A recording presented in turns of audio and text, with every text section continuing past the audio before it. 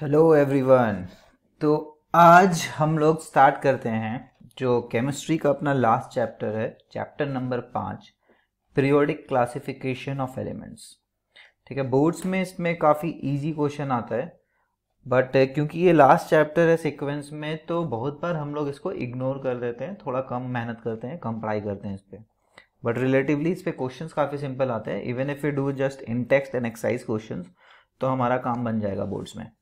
ठीक है, तो let us see the chapter. तो the name of the chapter is periodic classification of elements. ठीक है, तो एलिमेंट्स हम लोग को पता है क्या होता है, ठीक, और उसको क्लासीफाई करेंगे। क्लासीफाई क्या करना है, बेसिकली कुछ अपन इसके ग्रुप्स और पीरियड्स डिफाइन कर देंगे, है ना, डिफरेंट रोज और कॉलम्स के आधार पे, ताकि उनको पढ़ना आसान हो जाए, अल्टीमेटली हम लोग जो डेवलप करेंगे इस चैप्टर में वो है पीरियोडिक टेबल। ठीक, तो कुछ बातें नाइन्थ में पढ़े हुए हैं, तो NCERT as usual first paragraph में वही बातें करता है।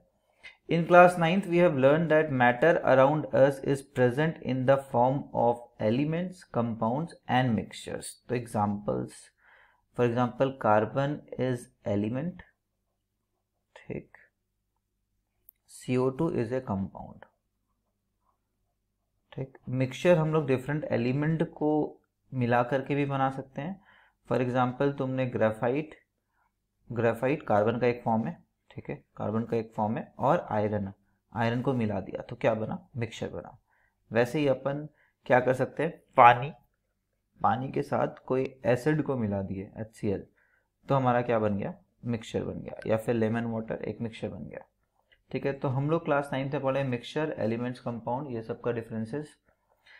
और मिक्सचर का एक खास बात क्या था कि मिक्सचर जो है सब्सिक्वेंट अपने कंस्टिट्यूएंट्स में, मतलब कंस्टिट्यूएंट नंबर 1 और 2 यहाँ पे दिख रहा है H2 और HCl में डिवाइड हो जाएगा फिजिकल मेथड से ही। फिजिकल मेथड क्या होता है, फॉर एग्जांपल बॉइलिंग, डिस्टिलेशन, याद है डिस्टिलेशन भी पढ़े थे हम लोग, क्रिस्टलाइजेशन पढ़े थे हम लोग। तो काफी सारे मेथड, क्रोमेटोग्राफिक मेथड था। तो फिजिकल मेथड से अगर वो अपने कंस्टिट्यूएंट में डिवाइड हो जाता है तो वो एक मिक्सचर है। ठीक है, अगर डिवाइड ना हो पाता है तो वो एक एलिमेंट या कंपाउंड है। तो कार्बन अगर ग्रेफाइट ही सब सिर्फ तुम्हारे पास है तो इसको फर्दर डिवाइड फिजिकल मेथड से कुछ कर ही नहीं सकते, अंदर सिर्फ सी ही है। ठीक है, वैसे कंपाउंड CO2 को फिजिकल मेथड से C और O में अलग अलग नहीं कर सकते हैं। ठीक है, C+O में अलग अलग नहीं किया जा सकता है, नॉट पॉसिबल। ठीक, तो mixture and the elements contain atoms of only one time. तो एलिमेंट्स के बारे में बता रहा है कि atom of only one time होता है इसमें। जैसे कार्बन का अगर एलिमेंट बोले तो उसमें सिर्फ कार्बन के एटम्स मिलेंगे। Do you know how many elements are known till date? तो ये जानकारी की बात है कि 118 एलिमेंट है। All these have different properties. Out of these 118 94 naturally मिलते हैं। तो बाकी लोग कहाँ से मिलते हैं? बाकी लोग को लोगों ने लैब में बना दिया है। ठीक है, तो लैब में बनाने का रेस लग चुका था, एक जमाना था जब रेस लग गया था। तो तुम देखोगे बहुत सारे जो नाम है वो जगह के नाम पे है पीरियोडिक टेबल में। बहुत सारे एलिमेंट्स के जो नाम है वो जगह के नाम पे। ठीक है, या फिर लेट अस सी पीरियोडिक टेबल, या फिर कुछ साइंटिस्ट के नाम पे। तो मतलब वो रेस लग गया था और उसके बाद लोग अपने क्रेडिट देने लगे थे या तो अपने बड़े साइंटिस्ट को या फिर, ठीक है, जैसे फॉर एग्जांपल दिस इज रुदरफोर्डियम। ठीक है, तो वैसे ही सी बॉर्गियम SG, बोरियम BH। तो लोग अपने साइंटिस्ट, बड़े साइंटिस्ट, कंट्री के उस बड़े साइंटिस्ट को नाम दे देते थे, उनके लैब में डिस्कवर हुआ तो, या फिर लोग अपने ही नाम पे रख लेते थे, है ना, या फिर जगह के नाम पे भी रख लेते थे। तो एमेरेशियम भी एक वो है। तो देख लेना पीरियोडिक टेबल में काफ़ी सारे ऐसे एलिमेंट्स मिल जाएंगे जो, तो ये कहाँ से नाम आया? तो जनरली लैब में बनाते हैं तो लोग क्रेडिट ले लेता है खुद का क्रेडिट लेने के लिए, और दुनिया उनको याद रखे इसलिए वो अपने जगह का नाम दे देते हैं या फिर अपने बड़े साइंटिस्टों का नाम दे देते हैं। As different elements were being discovered, scientists gathered more and more information about the properties of these elements. जैसे जैसे नए नए एलिमेंट्स आते गए उसका प्रॉपर्टी लोग पढ़ते गए, तो फिर सोचने लगे कि भैया कोई ग्रुप में इनको रख सकते हैं कि नहीं रख सकते हैं, कि एक साथ पढ़ ले इनको तो बात ही बन जाए, है ना। फॉर एग्जांपल 4 प्रॉपर्टी कॉमन है, चारों प्रॉपर्टी को पढ़े और बोल दे कि ये एलिमेंट सारा यही प्रॉपर्टी शो करता है। They found it difficult to organise all that was known about the elements. लेकिन ऐसा हो नहीं पा रहा था, जितना जानकारी एलिमेंट्स में मिल रहा था उस हिसाब से कुछ अरेंजमेंट नहीं बन पा रहा था। They started looking for some pattern in their properties on the basis of which they could study such a large number of elements with आराम से ईज। ठीक है। तो कुछ प्रॉपर्टीज़ देखना शुरू कर दिया जिससे उनको लगा कि भाई थोड़ा तो आराम हो जाएगा पढ़ने में, है ना। तो कुछ प्रॉपर्टीज़ तो एटलीस्ट हम लोग को कॉमन खोजना पड़ेगा एलिमेंट्स के बीच में, ताकि उनको कुछ ग्रुप्स में बांट सके, है ना। तो फाइनली अभी जो अपना पीरियोडिक टेबल है यहाँ देख सकते हैं, उसमें ग्रुप्स है। फॉर एग्जांपल ग्रुप नंबर 1 में इतने सारे लोग हैं। ये तो पुराना वाला पीरियोडिक टेबल है। Let us go to the new one, modern periodic table, है ना। तो this can be called as a modern periodic table. तो इसमें हम लोग देख सकते हैं SPDF हम लोग का 10th में नहीं पढ़ना है, ये हमारा क्लास 11th की बुक में दिया हुआ पीरियोडिक टेबल है। तो ये देख सकते हैं हम लोग ग्रुप 1, है ना, ग्रुप 1 दिख रहा है यहाँ पे, ग्रुप 1। तो lithium, sodium, potassium, rubidium, caesium, francium. आज हम लोग को पता है लिथियम, सोडियम, पोटेशियम, बहुत सारे लोग इलेक्ट्रॉनिक कॉन्फ़िगरेशन भी जानते होंगे। फॉर एग्जांपल इसका हम लोग इलेक्ट्रॉनिक कॉन्फ़िगरेशन लिखते हैं 2,1, सोडियम को लिखते हैं हम लोग 2,8,1।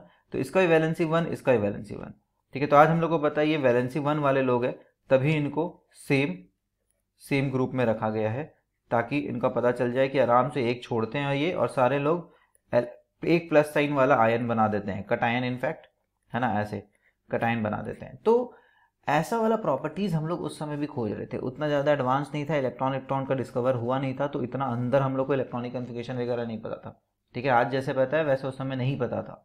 तो हम लोग नॉर्मल फिजिकल प्रॉपर्टीज जो मास और ये सब पता था हम लोग को, है ना, उस आधार पे हम लोग कोशिश करने लगे, ठीक है। तो उस समय मास एक बड़ा आधार था जिसके आधार पे हम लोग चल रहे थे कि भैया क्लासीफाई करते हैं, है ना, लगा देते हैं। और फिर प्रॉपर्टीज़ भी देखने लगे थे, और प्रॉपर्टीज़ भी देखने लगे थे कि चलो अरेंज करते हैं। लेकिन हाँ, इलेक्ट्रॉनिक कॉन्फ़िगरेशन के बारे में नहीं पता था अपने को, क्योंकि इलेक्ट्रॉन्स की डिस्कवरी ही अराउंड 1900 के अराउंड हुआ था, ठीक है। आज से लगभग 100 साल पहले, 120 ईयर्स पहले, ठीक है। तो अब तुम देख सकते हो डॉबनियर साहब तो 1817 में काम कर रहे थे, और हम लोग बता रहे हैं कि 1890 से, है ना, 1910 तक ये सब चल रहा था कि इलेक्ट्रॉन, प्रोटॉन, न्यूट्रॉन, ये सब का डिस्कवरीज का खेल, ठीक है।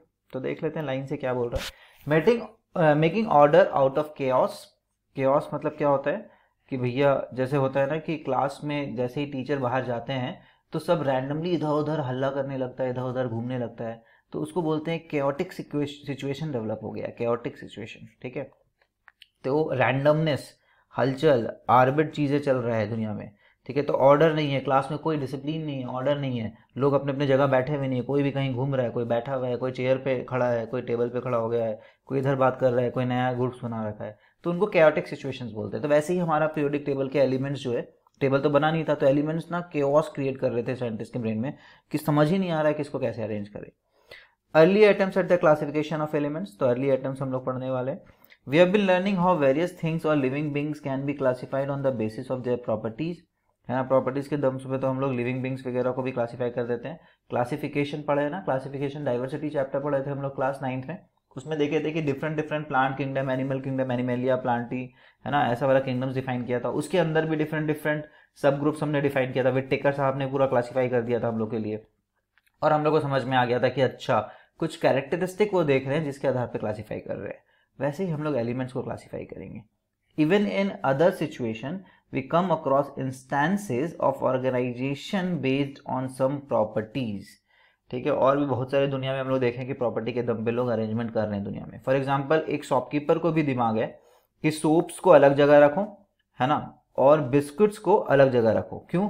क्योंकि कोई बिस्किट मांगने आया तो तुमको पता होना चाहिए कि तुम्हारे शॉप में तुमको लेफ्ट देखना है, राइट देखना है, कहाँ पे देखना है, ठीक है। मान लो ये तुम्हारा शॉप है, तो तुम यहाँ पे बिस्किट रखे हुए हैं, तो तुम जैसे ही काउंटर पे यहाँ पे कोई मांगने आया तुमसे, तो तुमको पता है इस कॉर्नर पे बिस्किट रखा हुआ है, तुमको पता है इस कॉर्नर पे सोप्स रखा हुआ है, तो तुमने कुछ अरेंज किया चीज़ों को, है ना। तो सोप्स, सारे सोप्स भले डिफरेंट क्वालिटीज ऑफ सोप है ना, एक घड़ी कंपनी का, एक टाइड कंपनी का, एक सर्फ वो वाला है, रिन वाले साबुन है ना। तो डिफरेंट वैराइटीज ऑफ सोप्स हो सकते हैं, लेकिन आपको पता है कि इसी कॉर्नर पे रखा हुआ है। तो कुछ प्रॉपर्टी था ना कि हाँ सबके प्रॉपर्टी एक साथ मिल रहे थे, सारे सोप्स थे, तो सबको एक साथ रख दिया, बिस्किट्स को हमने एक तरफ रख दिया। तो लोगों को दुनिया में ये पता होता है कि अरेंजमेंट क्यों जरूरी होता है, ताकि आराम से उसको रीड कर पाए, क्लासीफाई कर पाए, यूज करने के लिए निकाल पाए। Even among soaps, bathing soaps, है ना, नहाने वाला, आर स्टैग्ड टुगेदर। स्टैग्ड मतलब क्या होता है? एक के ऊपर एक लगाना। स्टैग्ड सेपरेटली फ्रॉम वॉशिंग, और उसमें भी सोप्स में भी दो कैटेगरी तुम डिफाइन कर दो कि भैया एक आएगा कि भैया कपड़ा धोना है अपने को, एक आएगा भैया नहीं बॉडी का अच्छा साबुन दीजिए अपने को। Similarly, scientists made several attempts to classify elements according to their properties and obtain an orderly arrangement out of chaos. तो वैसे ही एलिमेंट्स इतने सारे हो गए थे अब सबको तो अरेंज करना था, किसी न किसी प्रॉपर्टी के आधार पे साइंटिस्ट इस चीज़ के पीछे लगे हुए थे। The earliest attempt to classify the elements resulted in grouping the then known element as metals and non-metal। तो सबसे साधारण सिंपल सा जो इनको क्लासिफिकेशन समझ में आ रहा था वो उनको लग रहा था मेटल्स और नॉन मेटल के आधार पे क्लासिफाई कर दो। Later further classification were tried out as our knowledge of elements and their properties increased। तो तुम देखोगे क्लास 8 में ही हम लोग को पढ़ा दिया गया metals and non metal chapter. क्यों? क्योंकि ये सबसे बेसिक क्लासिफिकेशन है एलिमेंट्स का कि भैया दो भाग में बांट देते हैं, मेटल और non metal.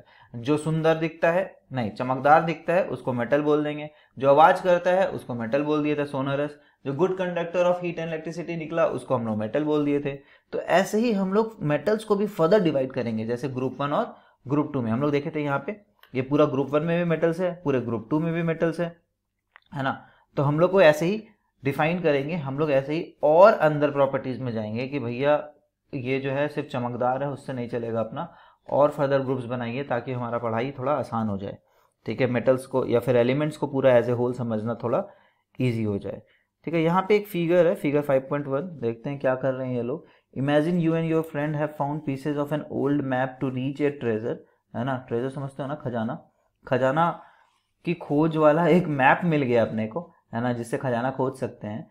Would it be easy और chaotic to find the way to the treasure? Easy होगा या फिर डिफिकल्ट होगा? Similar chaos was there in chemistry. तो बोला टुकड़ा टुकड़ा में मैप मिल रहा है, देख रहे हो, टुकड़े टुकड़ों में मैप मिल रहा है, उसको पूरा ज्वाइन करके समझना बहुत डिफिकल्ट है। तो केओटिक सिचुएशन हो गया। केमिस्ट्री में भी ऐसा ही सिचुएशन क्रिएट हो रखा था, कितने सारे एलिमेंट्स है, समझ ही नहीं आ रहा था कि कौन सा किस में अरेंज हो, किसको एक ग्रुप बना दिया जाए। Chemistry as elements were known but there was no clue as to how to classify and study about them। कोई क्लू ही नहीं था कि कैसे क्लासिफाई करेंगे और स्टडी करेंगे। तो भाई हमारे तीन लोगों ने क्लासिफाई करने का कोशिश किया केमिस्ट्री की दुनिया में। फर्स्ट थे डॉबर्नियर साहब, है ना, डॉबर्नियर ट्राइड बोलते हैं हम लोग, है ना। उसके बाद कौन थे? Newland side, Newland law of octave बोलते हैं। तो ये तो बहुत सही है कि कम से कम इनके वर्ड से तुम समझ जाओगे कि कितने एलिमेंट होंगे या फिर कुछ कितने सारे लोग में प्रॉपर्टी सिमिलैरिटी है या फिर रिपीट हो रहा है। जैसे ट्राइड मतलब 3 समझ में आ रहा है, ऑक्टेव मतलब 8। ठीक है, फिर आएंगे मेंडलीव साहब, है ना, जो कहीं ना कहीं मॉडर्न पीरियोडिक टेबल का ही एक अर्ली वर्जन है, ऐसा मान सकते हैं। देखते हो ना आजकल ऐप का वर्जन आता है, ठीक है, ऐप वर्जन 1, वर्जन 2, वर्जन 3, पता नहीं कितने कितने वर्जन से ऐप के निकाल देते हैं लोग, उसमें नया नया चेंजेस करते रहते हैं। विंडोज़ का वर्जन आते रहता है, विंडोज़ 10 था, फिर नया विंडोज़ आ गया। ठीक है, तो ये वर्जन्स होते रहते हैं। तो हमने भी पीरियोडिक टेबल के वर्जन्स बनाने लगे, और जो हमारा लेटेस्ट वर्जन है उसको हम लोग बोल देते हैं मॉडर्न पीरियोडिक टेबल। ठीक है,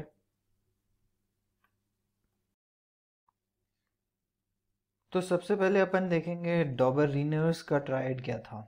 तो इन द ईयर 1817 1817 तो डॉबर्नियर साहब एक जर्मन केमिस्ट थे। Tried to arrange the elements with similar properties into groups. Identify some group having 3 elements each. तो ट्राई वर्ड से समझ में आ रहा है, ट्रायड्स वर्ड में समझ में आ रहा है कि ट्राई वर्ड है, ट्राई मतलब कुछ 3 ही रहा होगा।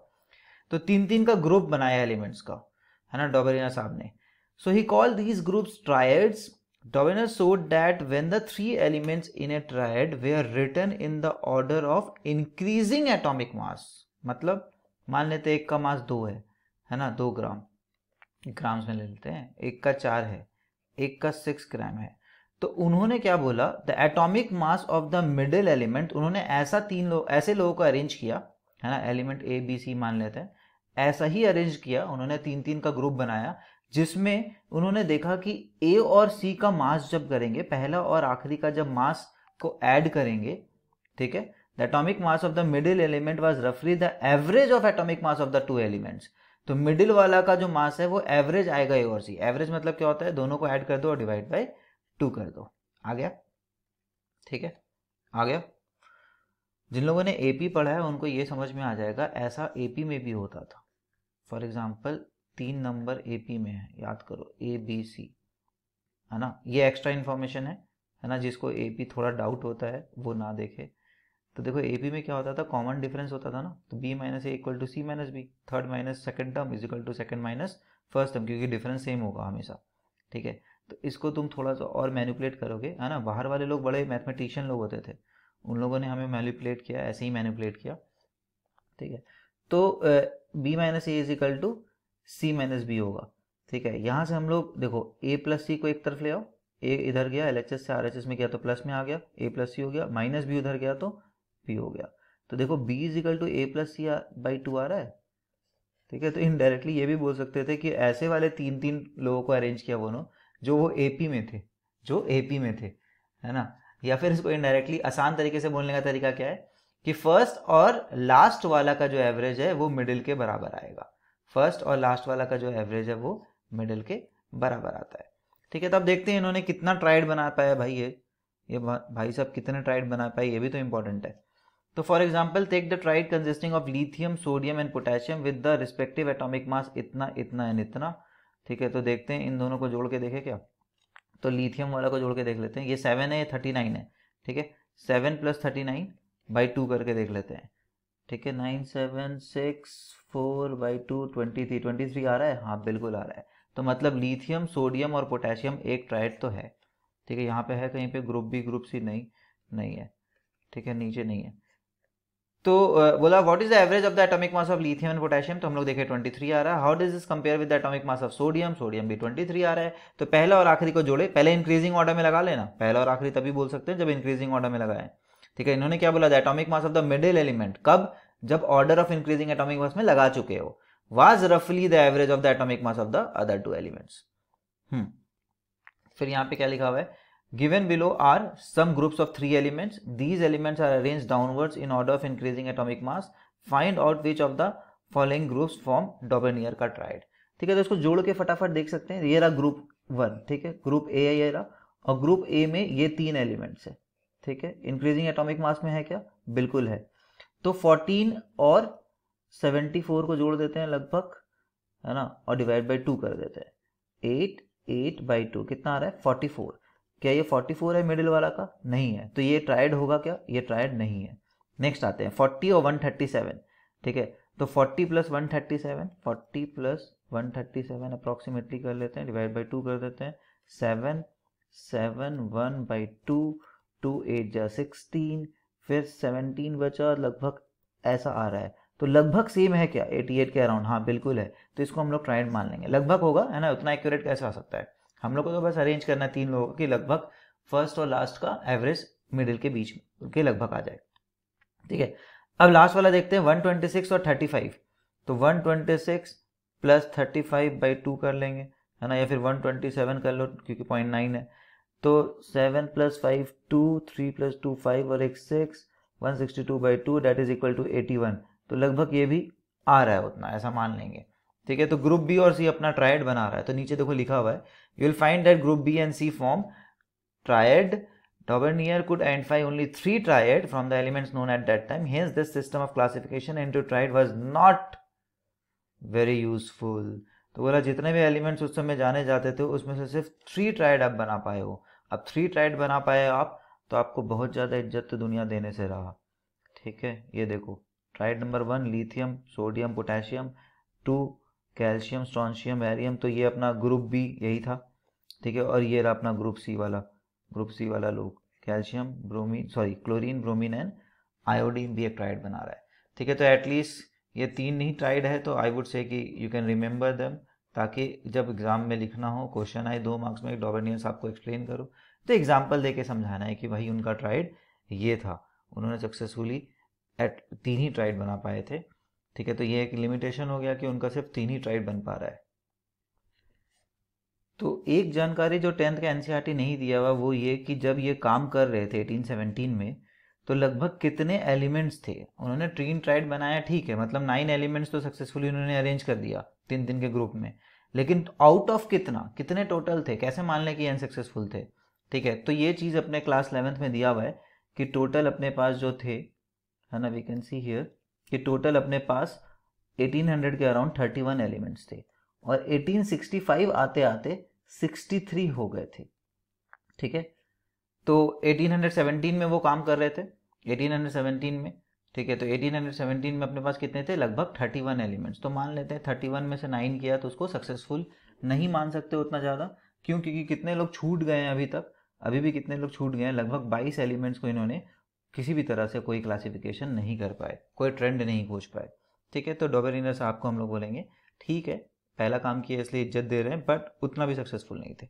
Newlands law of Octave, oct word से समझ में आ रहा है, ऑक्टा, ऑक्ट वर्ड मतलब 8, तो इन्होंने 8 का सीक्वेंस बनाया और बोला 8वां एलिमेंट का जो प्रॉपर्टी है वो फर्स्ट से मैच करेगा। उन्होंने बोला म्यूजिकल टोन की तरह, जैसे म्यूजिकल टोन में 8वां वाला रिपीट हो जाता है, वैसे ही यहाँ पे 8वां एलिमेंट मैच करेगा फर्स्ट के प्रॉपर्टी से। The atoms of Dobereiner साहब encourage other chemists to correlate the properties of element with their atomic mass। तो Dobereiner साहब ने भी मास यूज किया था, इंक्रीजिंग एटॉमिक मास में 3 को लगा दिया था। ठीक है, for example chlorine, bromine, iodine को लगाया था और बोला था भैया एवरेज निकाल लो फर्स्ट और लास्ट का, बीच के बराबर आएगा देख लेना। तो सब लोगों ने मास के पीछे पड़ गए, सब लोग मास के रेस में लग गए और मास के ही हिसाब से ट्रेंड बनाना शुरू कर दिए। तो 1866 में देखो, 1866 की बात हो रही है, 1865 तक 63 एलिमेंट्स आ गए थे, तो मतलब यहाँ पे कितने आ चुके थे, 63 एलिमेंट्स, तो लगभग डबल हो चुके थे, है ना। उनके सामने ट्रायड के समय तो 31 ही थे सिर्फ, ठीक है, तो लगभग डबल हो चुके हैं अभी तक एलिमेंट्स। अब देखते हैं इनमें से कितने को ये अरेंज कर पा रहे हैं। Arrange the then known element, then known कितने known, 63, in order of increasing atomic mass. He started with elements having the lowest atomic mass, hydrogen, and ended at thorium which was the 56th element. तो उस समय के हिसाब से इन्होंने 56 लोगों को तो अरेंज कर लिया था। He found that every 8th element had properties similar to that of first, है ना। He compared this to the octaves found in music. Therefore, he called it the law of octaves. It is known as Newland's law of octave. In Newland's octaves, the properties of lithium and sodium were found to be same. तो एक example दे रहा है, आज भी हम लोग को पता है लिथियम और सोडियम जो है सेम प्रॉपर्टी शो करता है। ठीक है, एक ही ग्रुप में, ग्रुप 1 में था ना, ऐसे था ना, ग्रुप वन हमारा मॉडर्न पीरियोडिक टेबल का ऐसा दिखता है। ठीक है, तो देखो लिथियम और सोडियम तो आज भी सेम है, मतलब ऑक्टेव साहब कम से कम, जो न्यूलैंड साहब है उनका ऑक्टेव कम से कम सही डायरेक्शन में तो था, कुछ तो सही डायरेक्शन में था, एटलीस्ट कुछ तो अचीवमेंट है इनका। It is known as Newlands law of octaves. In Newlands octaves the properties of lithium and sodium were found to be same. Sodium is the 8th element after lithium, तो यहाँ पे count कर लेते हैं भैया, sodium 8th है क्या, ठीक है, ये रहा लिथियम, ठीक है, 1, this is 2, 3, 4, 5, 6, 7 and this one is 8। तो 8th वाला इनका सेम प्रॉपर्टी का मैच कर गया था। ठीक है, तो हम लोग को पता है लिथियम, जैसे हम लोग भी फिजिकल प्रॉपर्टी पढ़े, हम लोग को पता है लिथियम सोडियम दोनों नाइफ से कट हो सकता है, दोनों सॉफ्ट होते हैं, है ना। जनरली मेटल्स हार्ड होते हैं, लेकिन हम लोग एक्सेप्शन पढ़े थे, बट ये वाले लिथियम सोडियम वगैरह सॉफ्ट होते हैं जो कि नाइफ से कट जाते हैं इनफैक्ट। तो sodium is the 8th element after lithium, तो याद रख सकते हो लिथियम और सोडियम कम से कम एक रिलेशन मिल गया हम लोग को। वैसे बेरिलियम और मैग्नीशियम, तो देखो आज का ग्रुप 2 यही है, ये वाला है। इनफैक्ट अगर तुम वैलेंसी भी याद करते हो, वैलेंसी तुम्हें याद है तो तुम्हें पता होगा इसका इलेक्ट्रॉनिक कॉन्फ़िगरेशन ऐसा था, इसका इलेक्ट्रॉनिक कॉन्फ़िगरेशन ऐसा था, दोनों का वैलेंसी 2 वाला है। वैलेंसी 2 वाले मेटल सही है। 1 से 20 तक तो हम लोग को याद होना ही चाहिए कम से कम, एलिमेंट्स और उसके वैलेंसीज और इलेक्ट्रॉनिक कॉन्फ़िगरेशन। तो sodium is the 8th element after lithium. Similarly beryllium and magnesium resemble each other, A part of the original वाला का थोड़ा सा पार्ट यहाँ पे हम लोग को दिखा दिया है। उन्होंने टोटल कितने किए थे, कितने एलिमेंट्स अरेंज किए थे, 56। क्या यहाँ पे 56 है, नहीं, एक देख लो, एक हॉरिजॉन्टल रो में 7 है, 7 4 28, यहाँ तक हुआ 28, और कहीं कहीं 2 लगा दिया है तो यहाँ तक 2 लगा हुआ है, तो यहाँ तक हो गया 29, 30, 31, 32, 33, 34, 35, तो लोग लगभग 35 एलिमेंट्स है। ठीक है, जबकि उन्होंने कितने को अरेंज किया था, 56 को। तो एक पार्ट बस हम लोग को दिया हुआ है। और म्यूजिकल नोट्स कैसा होता है, सा रे गा मा पा दा नी, और उसके बाद फिर से आता है सा। ठीक है, तो ये 8th होता था, तो ये रिपीट हो जाता था वापस 7 के बाद 8वां वाला। तो यहाँ पे भी लिथियम से शुरू कर रहे हैं तो 8वां वाला रिपीट दिख रहा है, बेरिलियम से शुरू करोगे तो भी 8वां वाला मैग्नीशियम है, जो कि प्रॉपर्टीज में बेरिलियम के बराबर है। ठीक है, तो म्यूजिकल नोट हम लोग को समझ में आता है, तो we are not going into do you know वाला पार्ट, मान लेते हैं कि आता है। It was found that the law of octave was applicable only up to calcium. अब फंस गए तुम, जैसे बोर्स थ्योरी में हम लोग पढ़ते थे इलेक्ट्रॉनिक कॉन्फ़िगरेशन और बोलते थे 1 से 20 तक याद कर लो, है ना, और बोलते थे क्योंकि कैल्शियम तक ही मेन ज़्यादा एप्लीकेबल है बोर्स थ्योरी, उसके बाद तो हम लोग बोलते थे, है ना, कि स्कैंडियम टाइटेनियम वगैरह से तो ज़्यादा एप्लीकेबल भी नहीं है 21 22 में। ठीक है, तो यहाँ पे भी वही हुआ, एटॉमिक नंबर 20 था हमारे मॉडर्न के एटॉमिक नंबर के हिसाब से 20 नंबर है, इनका भी कैल्शियम तक साथ दिया, उसके बाद नहीं दिया। ठीक है, तो अप टू कैल्शियम उसके बाद every 8 element did not possess property similar to that of the first. तो प्रॉब्लम आ गया, प्रॉब्लम स्टेटमेंट नंबर 1 कि भाई साहब आप जितना अरेंज किए हैं ना उसमें से आपका सिर्फ यहाँ तक काम कर पा रहा है, कैल्शियम तक काम कर पा रहा है। इसको हम लोग एक अच्छा कलर दे देते हैं, ग्रीन कलर सपोज दे देते हैं। इसका मतलब ये कि यहाँ तक बहुत मस्त काम कर रहा है। उसके बाद हम लोग को पता है कि दिक्कतें आ रहा है। ठीक है, आगे चलते हैं। तो इट वॉज एज्यूम, तो पहला पता चल गया कैल्शियम के आगे काम नहीं कर रहा है। It was assume Newlands that only 56 elements existed in nature and no more elements could be discovered. एक तो उन्होंने मान लिया, चलो उनको नहीं 63 भी नहीं पता था उस समय, तो खैर 56 भी पता था, तो उन्होंने कोई फ्यूचर स्कोप नहीं किया। फ्यूचर स्कोप मतलब कोई जगह का नहीं छोड़ा कि नया आएगा तो भाई कहाँ जाएगा। आप बताइए, अगर यहाँ पे एक नया पूरा एक कॉलम अगर ऐड कर दे, है ना, तब तो आपका गड़बड़ हो जाएगा। 8 की जगह 9th एलिमेंट में रिपीट होना शुरू होगा। ठीक है, तो जबकि हम लोग को पता है नोबल गैस वगैरह आया बाद में डिस्कवर हुआ, वो तो उस समय था भी नहीं। तो इनका फ्यूचरिस्टिक नहीं था, इन्होंने कुछ स्कोप नहीं छोड़ा कि फ्यूचर में आएगा तो यहाँ पे ऐड कर लेना, ऐसा कर लेना, वैसा कर लेना। But later on several new elements were discovered whose properties did not fit into law of octave. तो भाई फ्यूचर नहीं देख पाए, फ्यूचर एलिमेंट को अकोमोडेट नहीं कर पा रहे थे ये। तो in order to fit elements into his table, और जबरदस्ती भी किया कहीं कहीं इन्होंने, जबरदस्ती प्रॉपर्टी मैच कराने के लिए, टेबल में फिट करने के लिए अपने एलिमेंट्स को, Newland adjusted 2 elements in the same slot. ये भी गड़बड़ है भाई। ठीक है, फॉर एग्जाम्पल कोबाल्ट और निकल को एक साथ रख दिया। Note that cobalt and nickel are in the same slot and they are placed in the same column as fluorine chlorine. आज है क्या ऐसा? तो ये रास्ता भटक गए थे ये। आज हम लोग को पता है फ्लोरीन, क्लोरीन, ब्रोमीन, आयोडीन सब एक साथ होता है ग्रुप 17 में, लेकिन कोबाल्ट निकल के साथ तो नहीं होता है। कोबाल्ट निकल तो एकदम अलग ही दुनिया में चल रहा होता है। ठीक है, तो कोबाल्ट निकल को हम लोग यहाँ से देख सकते हैं। एक बार अपन ये वाला यूज़ कर लेते हैं अपना क्लास 11 का पीरियोडिक टेबल, क्योंकि उसमें कम से कम हॉरिजॉन्टल दिया हुआ है, क्लास 10th में तो वर्टिकल दे दिया है। ठीक है, तो यहाँ देख सकते हो। तो कोबाल्ट निकल कहाँ है? कोबाल्ट निकल डी ब्लॉक में आता है, देख लो ब्लॉक भी अलग है एकदम। और हमारा फ्लोरीन क्लोरीन कहाँ है? ये देखो 17th में है। ठीक है, तो ब्लॉक ही पूरा अलग हो गया है। ठीक है, तो बिल्कुल ये तो बिल्कुल ही एकदम लिमिटेशन था। बाद में मॉडर्न पीरियोडिक टेबल में हम लोग इसको सुधार दिए। which are very different property than these elements. Iron which resembles cobalt and nickel in property has been placed far away. अब तुम देख सकते हो आयरन देखो यहाँ पे बगल में है मॉडर्न पीरियोडिक टेबल में, है ना, लेकिन इनके पीरियोडिक टेबल में आयरन साहब को बहुत दूर रखा गया था। ठीक है, with the discovery of noble gas law of active become irrelevant. Noble gas ने तो इनका पूरा खेल ही खराब कर दिया। ठीक है, एक बार यहाँ तक देख लेते हैं।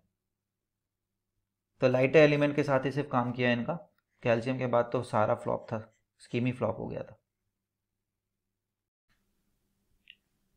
तो लाइटर एलिमेंट के साथ तो ये काम नहीं कर रहा था। तो यहाँ तक जो अपन पढ़ लिए, let us try to summarise them through a review. तो रिव्यू कैसे लिखते हैं, जैसे कि बाकी वीडियोस में अपने हम लोगों ने बता रखा है कि अपने को नंबरिंग वही यूज़ करना है मोर और लेस जो एनसीईआरटी में। तो फॉर एग्जांपल इंट्रोडक्शन अगर देता है तो अपन उसको पॉइंट नंबर 0 देके कुछ इन्फॉर्मेशन है तो लिख लेते हैं। ज़्यादा इन्फॉर्मेशन इस चैप्टर में है नहीं इंट्रोडक्शन के नाम पे। तो 118 एलिमेंट थे, 94 नेचुरल वाले थे। फिर पॉइंट नंबर 1 इनका जो टॉपिक 1 है वो है making order out of chaos. उसमें सबसे पहले डबर्नियर ट्राइड है। उसमें वो बताया कि भाई 3 एलिमेंट ए बी सी को इंक्रीजिंग एटॉमिक मास में लगा दो और पहला और लास्ट का जो एवरेज आएगा वो मिडिल एलिमेंट के बराबर आएगा। ठीक है, इसमें 3 ही ट्राइड बन पाए थे। ठीक है, तो ट्राइड्स को अपन लिख भी लेते हैं क्योंकि 3 ही है तो it's not very difficult to remember. तो 3 ट्राइड जो है अपन वो अपने को पता है, एक ग्रुप 1 वाला है, तो 1 से 20 एलिमेंट के बीच ही वाला है। एक तो लिथियम, है ना, सोडियम एंड पोटेशियम। ठीक है, देख सकते हैं हम लोग लिथियम, सोडियम, पोटेशियम है यहाँ पे। उसके बाद कैल्शियम, स्ट्रोंशियम, बैरियम है। तो आई वुड से कि इसको अभी इग्नोर कर दो अगर याद नहीं हो रहा है तो, बट थर्ड वाला को याद कर लो अगेन क्योंकि ये वाला सिंपल है, फ्लोरीन, है ना, sorry chlorine, bromine and iodine. तो यहाँ पे ये लिख लो और फिर साथ साथ लिख लो क्लोरीन, ब्रोमीन, आयोडीन। ठीक है, और अगर रिव्यू में लिखना है तो लिख सकते हो तीसरा वाला भी, लेकिन कोशिश करना फर्स्ट सेकंड राउंड तक याद नहीं हो रहा तो थर्ड राउंड तक हो जाए। Calcium, strontium and barium, calcium, strontium and barium. ठीक है, क्योंकि इतना ही है, इससे ज्यादा तो डॉबर्नियर वालों ने बता भी नहीं रखा है तो अपने को ज्यादा टेंशन नहीं लेना कि 3 ही ट्राइड है, इतना इतना है। ठीक है, सेकंड अपना जो है वो है Newlands law of Octave. Newlands law of Octave, law of Octave इसको लिख देते हैं पूरे में, है ना। उसके बाद इतना तो सेल्फ एक्सप्लेनेटरी है कि एट एलिमेंट जो है वो फिर से वो होता है। तो इसमें मेन इंपॉर्टेंट चीज क्या है कि 8 वाला तो रिपीट होता है, ठीक है, मान लिए, बट जो इम्पोर्टेंट चीज है वो ये है कि उन्होंने 56 एलिमेंट को अरेंज किया था। कितने एलिमेंट को किया था? 56 एलिमेंट्स को अरेंज किया था, ठीक है। और कुछ सिमिलर प्रॉपर्टी वाली चीजों को लिख सकते हैं। फॉर एग्जांपल एक इम्पॉर्टेंट पार्ट है जो इन टेक्स्ट क्वेश्चन में भी अपने को मिलेगा कि जैसे यहाँ पे है ना, कि लिथियम सोडियम पोटेशियम यहाँ पे भी है और वहां पे भी था। तो एक चीज जो लिख ही लेना कि लिथियम सोडियम पोटेशियम दोनों तरफ था, है ना। तो एक ही ग्रुप में डाला गया था, सेम ग्रुप में लिथियम सोडियम पोटेशियम को इन्होंने भी रखा और इन्होंने भी रखा था, रविंद्र साहब ने भी और न्यूलैंड साहब ने भी, ठीक है। तो एक इंपॉर्टेंट चीज ये है। बाकी लिमिटेशंस है, तो लिमिटेशंस तो अपने को पूरा लिखना चाहिए तरीके से, ठीक है। तो इसमें आ जाते हैं लिमिटेशंस पे। अब लिमिटेशंस का बात करें तो वी कैन से कि भाई 3 लिमिटेशंस है। Again use numbers, always use numbers, ताकि ब्रेन में याद रहे कि 3 लिमिटेशंस थे इनके, ठीक है। तो लेट्स सी फर्स्ट लिमिटेशन अपना क्या था। हम लोगों ने देखा कि भाई कैल्शियम के बाद ये काम करना बंद हो जाता है, ठीक है। तो तुम शॉर्टकट में लिख सकते हो नॉट वर्क बियॉन्ड कैल्शियम, ठीक है। कैल्शियम से आगे ये काम नहीं कर पाता है उतना अच्छा से। 8 वाला रिपीटेशन वाला फॉर्मूला इनका काम कर नहीं रहा था। This was point number 1। Point number 2 ये था कि उन्होंने फ्यूचरिस्टिक नहीं था। Several new elements were discovered whose properties did not fit in the law of octave, ठीक है। फ्यूचर एलिमेंट स्कोप, ठीक है, नॉट डिस्कस बोल सकते हैं, ठीक है। तो न्यूलैंड इतना एग्जिस्टेड, वो elements would be discovered in future but later on several new elements were discovered whose properties did not fit. तो फ्यूचर एलिमेंट स्कोप या फिर future element did not fit हो गया, डिड नॉट फिट। एग्जाम्पल क्या है, noble gas आए जब, तो इनके स्कीम ऑफ थिंग्स में फिट ही नहीं बैठ पाए। थर्ड पॉइंट क्या है? थर्ड पॉइंट ये है कि 2 एलिमेंट्स को सेम स्लॉट में रख दिया, ठीक है। थर्ड पॉइंट को फर्दर 2 पॉइंट में डिवाइड कर सकते हैं। 2 एलिमेंट इन सेम स्लॉट, है ना, जबरदस्ती कर दिया इन्होंने, तो 2 एलिमेंट को सेम स्लॉट में। और फिर दूसरा कि अनलाइक एलिमेंट्स को एक साथ रख दिया, अनलाइक एलिमेंट्स को भी टुगेदर रख दिया। कौन से अनलाइक एलिमेंट्स से? मतलब जो मैच नहीं कर रहे थे बट उन्होंने टुगेदर रख दिया। कहाँ गया ये? Different properties in their elements, fluorine chlorine bromine, ठीक है। तो देखो यहाँ पे लिखा हुआ है कोबाल्ट निकल को इन्होंने फ्लोरीन क्लोरीन ब्रोमीन के साथ रख दिया, ठीक है। कोबाल्ट निकल को किसके साथ रख दिया? फ्लोरीन क्लोरीन ब्रोमीन के साथ, जो कि गलत है, गलत बात। एंड सेकेंड उन्होंने एक और काम क्या किया गलत सा, कि आयरन और कोबाल्ट का सेम प्रॉपर्टी था पर उनको काफी दूर रखा, ठीक है। तो ये वाले में फर्दर पॉइंट जो है वो एक और निकल सकता है इस वाले पॉइंट का, same property but far location, मतलब काफी दूर रख दिया, फार ऑफ प्लेसेस में रख दिया, ठीक है। तो इसका क्लासिक एग्जांपल इसका क्या है कि यहाँ पे बोल रखा है कि कोबाल्ट और निकल का प्रॉपर्टी सेम है फिर भी इनको बहुत दूर रखते हैं आप। कोबाल्ट निकल प्रॉपर्टी सेम फिर भी आप उसको काफी दूर रखे हुए हैं, ठीक है। कोबाल्ट निकल, ठीक है, फार प्लेस्ड, बहुत दूर रखते हैं इनको एक दूसरे से, ठीक है। तो ये चीजें अपन रिवाइज करते रहेंगे, बार बार लिखते रहेंगे कि भैया इसमें न्यूलैंड लॉ ऑफ ऑक्टेव में 3 पॉइंट था कि कैल्शियम के बियॉन्ड काम नहीं करता है, फ्यूचर एलिमेंट का स्कोप नहीं है। फॉर एग्जांपल नोबल गैस आया तो कैल्शियम के बियॉन्ड काम नहीं करता, मतलब only works for, last line में ये भी लिखा हुआ था ओनली वर्क्स फॉर लाइटर मतलब हल्का वाला, 20 के नीचे वाला लोग का मास भी कम होता है, लाइटर एलिमेंट्स के लिए काम कर रहा था। कैल्शियम के बियॉन्ड तो काम करना बंद कर दिया, ठीक है। 2 elements in same slot, unlike element together कर दिया इन्होंने, कोबाल्ट निकल को फ्लोरीन क्लोरीन ब्रोमीन के साथ रख दिया। लेकिन मॉडर्न पीरियोडिक टेबल में ऐसा नहीं है, प्रॉपर्टीज उनका देखा हमने काफी डिफरेंट है, ठीक है। और 2 एलिमेंट्स को सेम स्लॉट में रखा, ये भी गड़बड़ था, ये एडजस्ट कर दिया, फालतू का एडजस्टमेंट था ये सब, है ना। तो दीज आर 3 पॉइंट्स। तो 2 एलिमेंट को सेम स्लॉट में, 2 एलिमेंट को बहुत दूर दूर रख दिया सेम प्रॉपर्टी वाला लोग को, और जो अनलाइक प्रॉपर्टी है उनको साथ रख दे रहा है, कुछ भी कर रहे हैं, है ना, लाइक प्रॉपर्टी को दूर और अनलाइक प्रॉपर्टी को साथ साथ रख दे रहे हैं। ठीक है, Newland law of octave, this is a summary. अब हम लोग इंडेक्स क्वेश्चन देख लेंगे कि कुछ सीख पाए कि नहीं सीख पाए। इससे चेक हो जाता है कि भैया अपन जो ऊपर पढ़े हो काम का है कि नहीं, कि फिर से पढ़ना पड़ेगा। ठीक है, let's change the colour bit, है ना, थोड़ा वैरायटी आना चाहिए। तो okay, let's use this one for now. Did Dovenier triad also exist in the column of Newland's octave? हाँ, तो एक हमने बोला ना, दोनों तरफ एक एग्जांपल था लिथियम, ये वाला, है ना, ये ट्रायड भी था और ये न्यूलैंड लॉ ऑफ ऑक्टेव में भी था। कंपेयर एंड फाइंड आउट, तो फाइंड आउट कर लिया हमने। तो ठीक है, ये क्वेश्चन था इसलिए हम लोगों ने ये डिस्कस किया था। What were the limitations of Dobereiner classification? Dobereiner का लिमिटेशन क्या था? सबसे बड़ा लिमिटेशन ही ये था कि सिर्फ 3 टाइप था, ओनली 3 टाइप, है ना, ओनली 3 टाइप कर पाए थे। Limitations of Newlands law of octave, तो न्यूलैंड्स ऑक्टेव का लिमिटेशन जैसे पूछा तुम्हारे दिमाग में चमकना चाहिए, अच्छा ये 3 पॉइंट है, greater than equal to calcium पे काम नहीं करता था, सिर्फ लाइटर लोगों के लिए काम करता था। सेकंड पॉइंट इसी में क्या था? सेकंड पॉइंट इसमें ये था कि भाई सिमिलर वाले लोगों को साथ रख दिया था, बहुत दूर रखा था, और तो एक्चुअली सेकंड वाला जो अपना सीक्वेंस उसी को मेंटेन करते हैं। फ्यूचर एलिमेंट का स्कोप नहीं था, फॉर एग्जांपल नोबल गैस का स्कोप इसमें नहीं था, कहीं एडजस्ट नहीं हो पाता। थर्ड वाले में हम लोग बोल देते हैं सेम स्लॉट में रख दिया था, 2 लोगों को सेम स्लॉट में 2 लोगों को रख दिया था। फिर हम लोग को समझ में आया लाइक वालों को दूर कर दिया था, है ना, फार कर दिया था, और अनलाइक वालों को साथ रख दिया था। ठीक है, अनलाइक वालों को टुगेदर रख दिया था, आसपास रख दिया था। फॉर एग्जांपल कोबाल्ट निकल जो कि अनलाइक थे किससे, फ्लोरीन क्लोरीन ब्रोमीन से, उनको लगभग साथ साथ रख दिया था, और कोबाल्ट और निकल को दूर रख दिया था, सिमिलर प्रॉपर्टीज वालों को दूर रख दिया था। ठीक है, तो सिमिलर प्रॉपर्टी कौन सा वाला था जिसको दूर रख दिया था?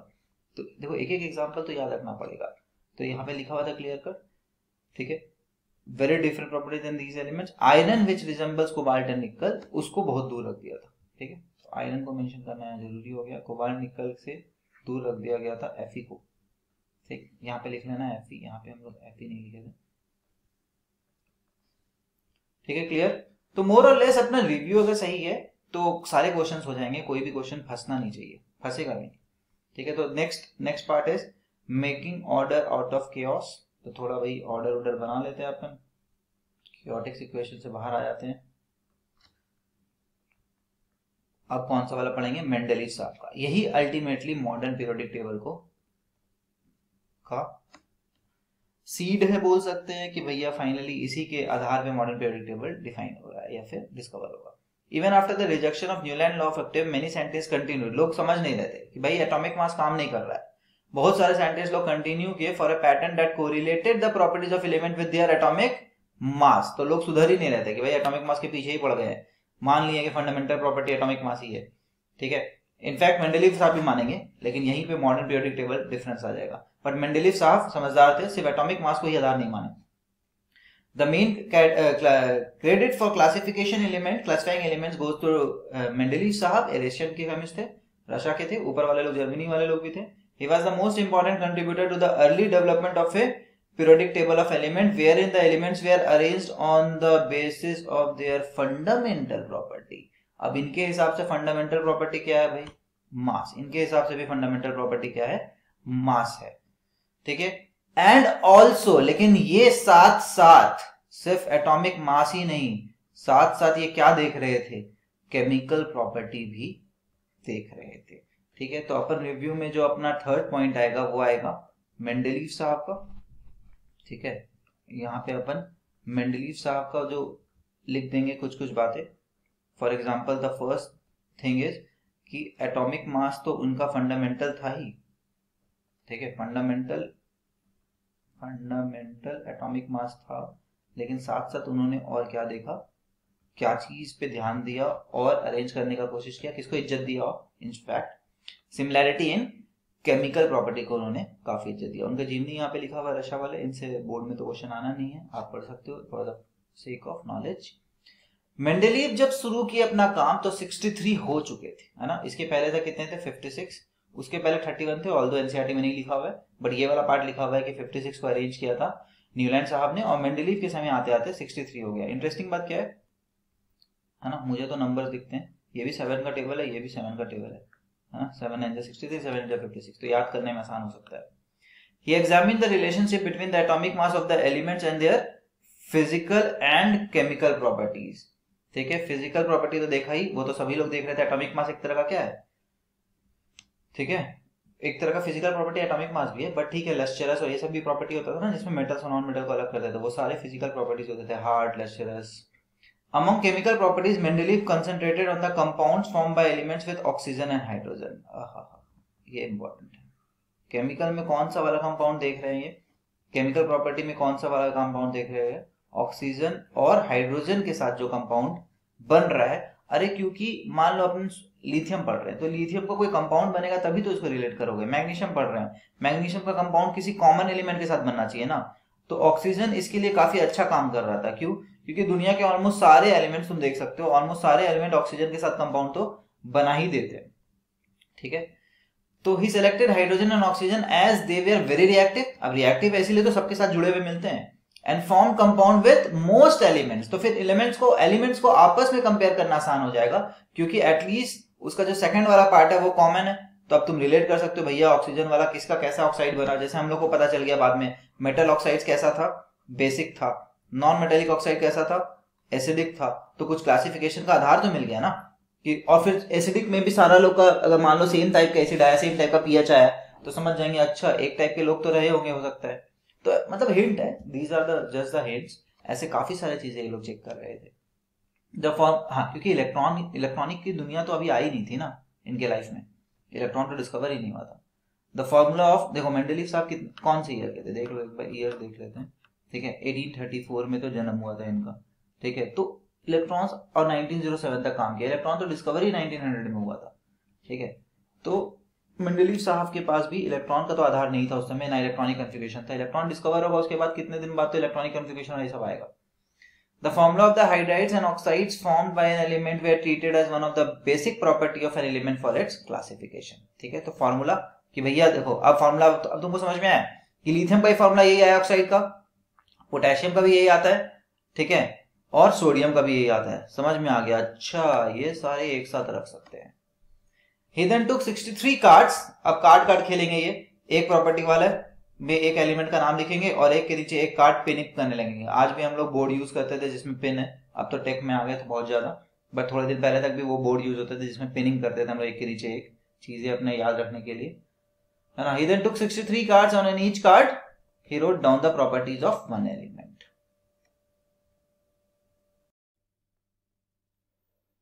He sorted out the elements with similar properties and pinned the card together in the wall। ठीक है, तो सिमिलर प्रॉपर्टी वालों को लगाना शुरू किया। फॉर एग्जांपल लिथियम का एक कार्ड होगा उनके पास, है ना, फिर सोडियम का होगा, फिर पोटेशियम का होगा, तो एक साथ पिन अप करना इन्होंने शुरू कर दिया इन लोगों को।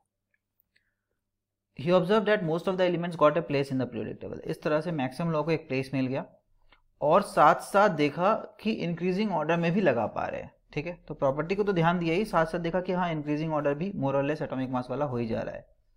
It was also observed that there occurs a periodic recurrence of elements with similar physical and chemical property। तो periodic recurrence देखा। अब ये नंबर नहीं बताए 7 की 8, ये बोले कि हाँ कुछ इंटरवल बाद रिपीट हो रहा है। क्या इंटरवल है ये सब नहीं बताया इन्होंने बोला कुछ इंटरवल। पीरियोडिक मतलब क्या होता है ना, डिफरेंट पीरियड ऑफ टाइम पे फ्रीक्वेंसी अलग अलग हो सकता है, लेकिन रिपीटेशन तो है। Which states that the properties of elements are the periodic function of atomic mass. तो मेंडलीव का लॉ पूछा अगर किसी ने, तो हम लोग क्या बोलेंगे, the properties of elements are the periodic function of their atomic mass. क्यों? क्योंकि प्रॉपर्टी सिमिलर निकला और इन्होंने अरेंज भी किया था एटॉमिक मास के इंक्रीजिंग ऑर्डर पे, मोर और लेस एटॉमिक मास का इंक्रीजिंग ऑर्डर भी था। तो उन्होंने सोचा कि अच्छा मतलब प्रॉपर्टी एटॉमिक मास का एक कोरिलेशन है, तो इन्होंने नाम दिया कि properties of elements are the periodic function of their atomic mass. Function मतलब फिर से ये नहीं बताया कि एटॉमिक मास इतना बढ़ेगा तो प्रॉपर्टी इतना चेंज होगा, ये सब नहीं बताया, बस बोला फंक्शन है। For example y equal to x कोई लिखा, तो ये तुम बोल सकते हो कि भैया x जितना बढ़ेगा उतना ही y बढ़ेगा। ठीक है, y is equal to 2x कोई लिखा, तो तुम बोल सकते हो कि y डबल हो जाएगा, x अगर डबल हुआ तो y 4 टाइम्स हो जाएगा, ये सब बोलते हैं ना हम लोग। y equal to x square, इसका मतलब क्या होता है, अगर x डबल हुआ तो y 4 गुना होगा, x 3 गुना हुआ तो y 9th गुना होगा। क्यों? उसका स्क्वायर से बढ़ेगा, है ना। तो ये फंक्शंस होते हैं, x is a function of y, ऐसा बोला जाता है मैथ्स में, ठीक है, क्लास 11th में रिलेशन एंड फंक्शन चैप्टर। तो फंक्शन वर्ड ये मैथमेटिशियंस भी होते थे, साइंस वाले लोग ऐसा थोड़ी कि मैथ्स में स्ट्रॉन्ग नहीं होते थे। तो y equal to x, y equal to 2x, y equal to x square, कुछ भी हो सकता है, एटॉमिक मास से कैसा भी रिलेशन हो सकता है प्रॉपर्टी का, लेकिन इन्होंने बचाव किया, इन्होंने सेफ वर्ड्स यूज किया कि पीरियोडिक फंक्शन है, अब कैसा है भैया फंक्शन हो तुम समझो, लेकिन एटॉमिक मास पे रिलेशन तो है, एक बात तो पक्का है। तो इन्होंने क्या स्टेटमेंट दिया, the properties of elements are the periodic function of their atomic masses. Mendeleev periodic table contains vertical column called groups. अब आ गए हम लोग मॉडर्न की तरह, आज हम लोग मॉडर्न वर्टिकल कॉलम्स को आज भी हम लोग क्या बोलते हैं, इनको क्या बोलते हैं, ये group 3, group 4, group 5, these are groups.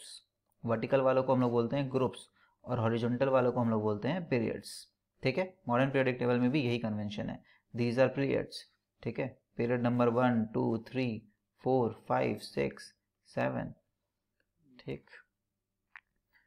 अब मेंडलीव साहब का देख लो कैसा है, एक तो बेकार बात बोलो, अच्छा बात बोलो, जो भी बोलो, पुराने ज़माने का चीज़ ये है कि इसमें रोमन्स नंबर्स यूज़ होते थे। आज हम लोग क्या यूज़ करते हैं, नॉर्मल वाला न्यूमेरिक अपना, है ना, 1 2 3 4 5 6 वाला, ठीक है, ये वाला हम लोग अब यूज़ नहीं करते हैं। अब ये यहाँ पे देखने में तुमको हाइड्राइड का फॉर्मूला डिफिकल्ट लग रहा होगा, ऑक्साइड का फॉर्मूला डिफिकल्ट लग रहा होगा, बट इसको अगर R को M से रिप्लेस कर लो तो ये नॉर्मल वाला ही तो फॉर्मूला हुआ, M2O। For example lithium Li2O, ऊपर देखे थे हम लोग, लिथियम का फॉर्मूला क्या था, Li2O। तो उसका जनरल फॉर्मूला क्या लिख सकते हैं, M2O। उन्होंने M की जगह R यूज़ किया मेटल या फिर एलिमेंट्स के लिए, तो R2O, ठीक है। वैसे ही K2O, तो बोला R2O बोला को एक साथ अरेंज कर दिया, देखो लिथियम आया इसमें, सोडियम आया। आज हम लोग को पता है इसका ऑक्साइड का फॉर्मूला Na2O, ऐसा ही होता है, जेनरिक फॉर्मूला इन्होंने लिखा वेरिएबल के टर्म्स में, ठीक है। वैसे हाइड्राइड का फॉर्मूला LiH NaH, है ना, यही होता है जेनरिक फॉर्मूला। हाइड्रोजन हाइड्रोजन से जुड़ेगा तो भी HH बोल सकते हैं, H2 बोल सकते हैं, ठीक है। वैसे वैलेंसी 2 वाला लोग अगर ऑक्साइड बनाए तो क्या होगा, वैलेंसी 2, मेटल का वैलेंसी भी 2 है, ग्रुप 2 वाला का मेटल का वैलेंसी भी 2 होता है, इसका वैलेंसी 2, इसका वैलेंसी 2, आज के डेट में हम लोग को पता है। तो इसका फॉर्मूला क्या बनता था, BeO MgO।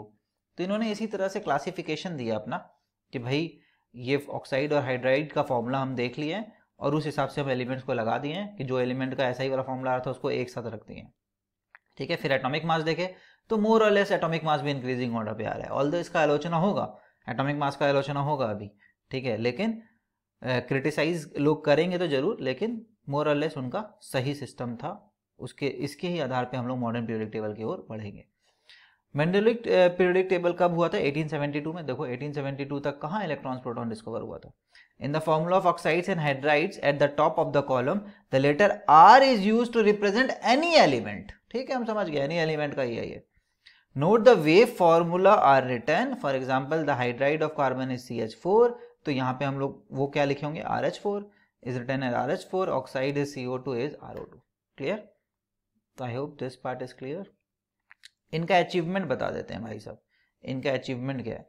तो देखो अगर तुम रिव्यू में अगर यहाँ पे लिखना चाह रहे हो तो रिव्यू में तुम देख सकते हो यहाँ तक ज़्यादा कुछ हमारे पास है नहीं, ऑक्साइड है और ये है ना, इनके फॉर्मूला देख के लगाए, इसमें ज़्यादा कुछ लिखने को नहीं है। तो मेनली हम लोग को इस वाले पार्ट से क्या पूछा जाता है, साइंटिस्ट वाले डिस्कवरी वाले पार्ट से, कि इनका मेरिट्स बता दो, डिमेरिट्स बता दो, यही चीज़ें पूछा जाता है।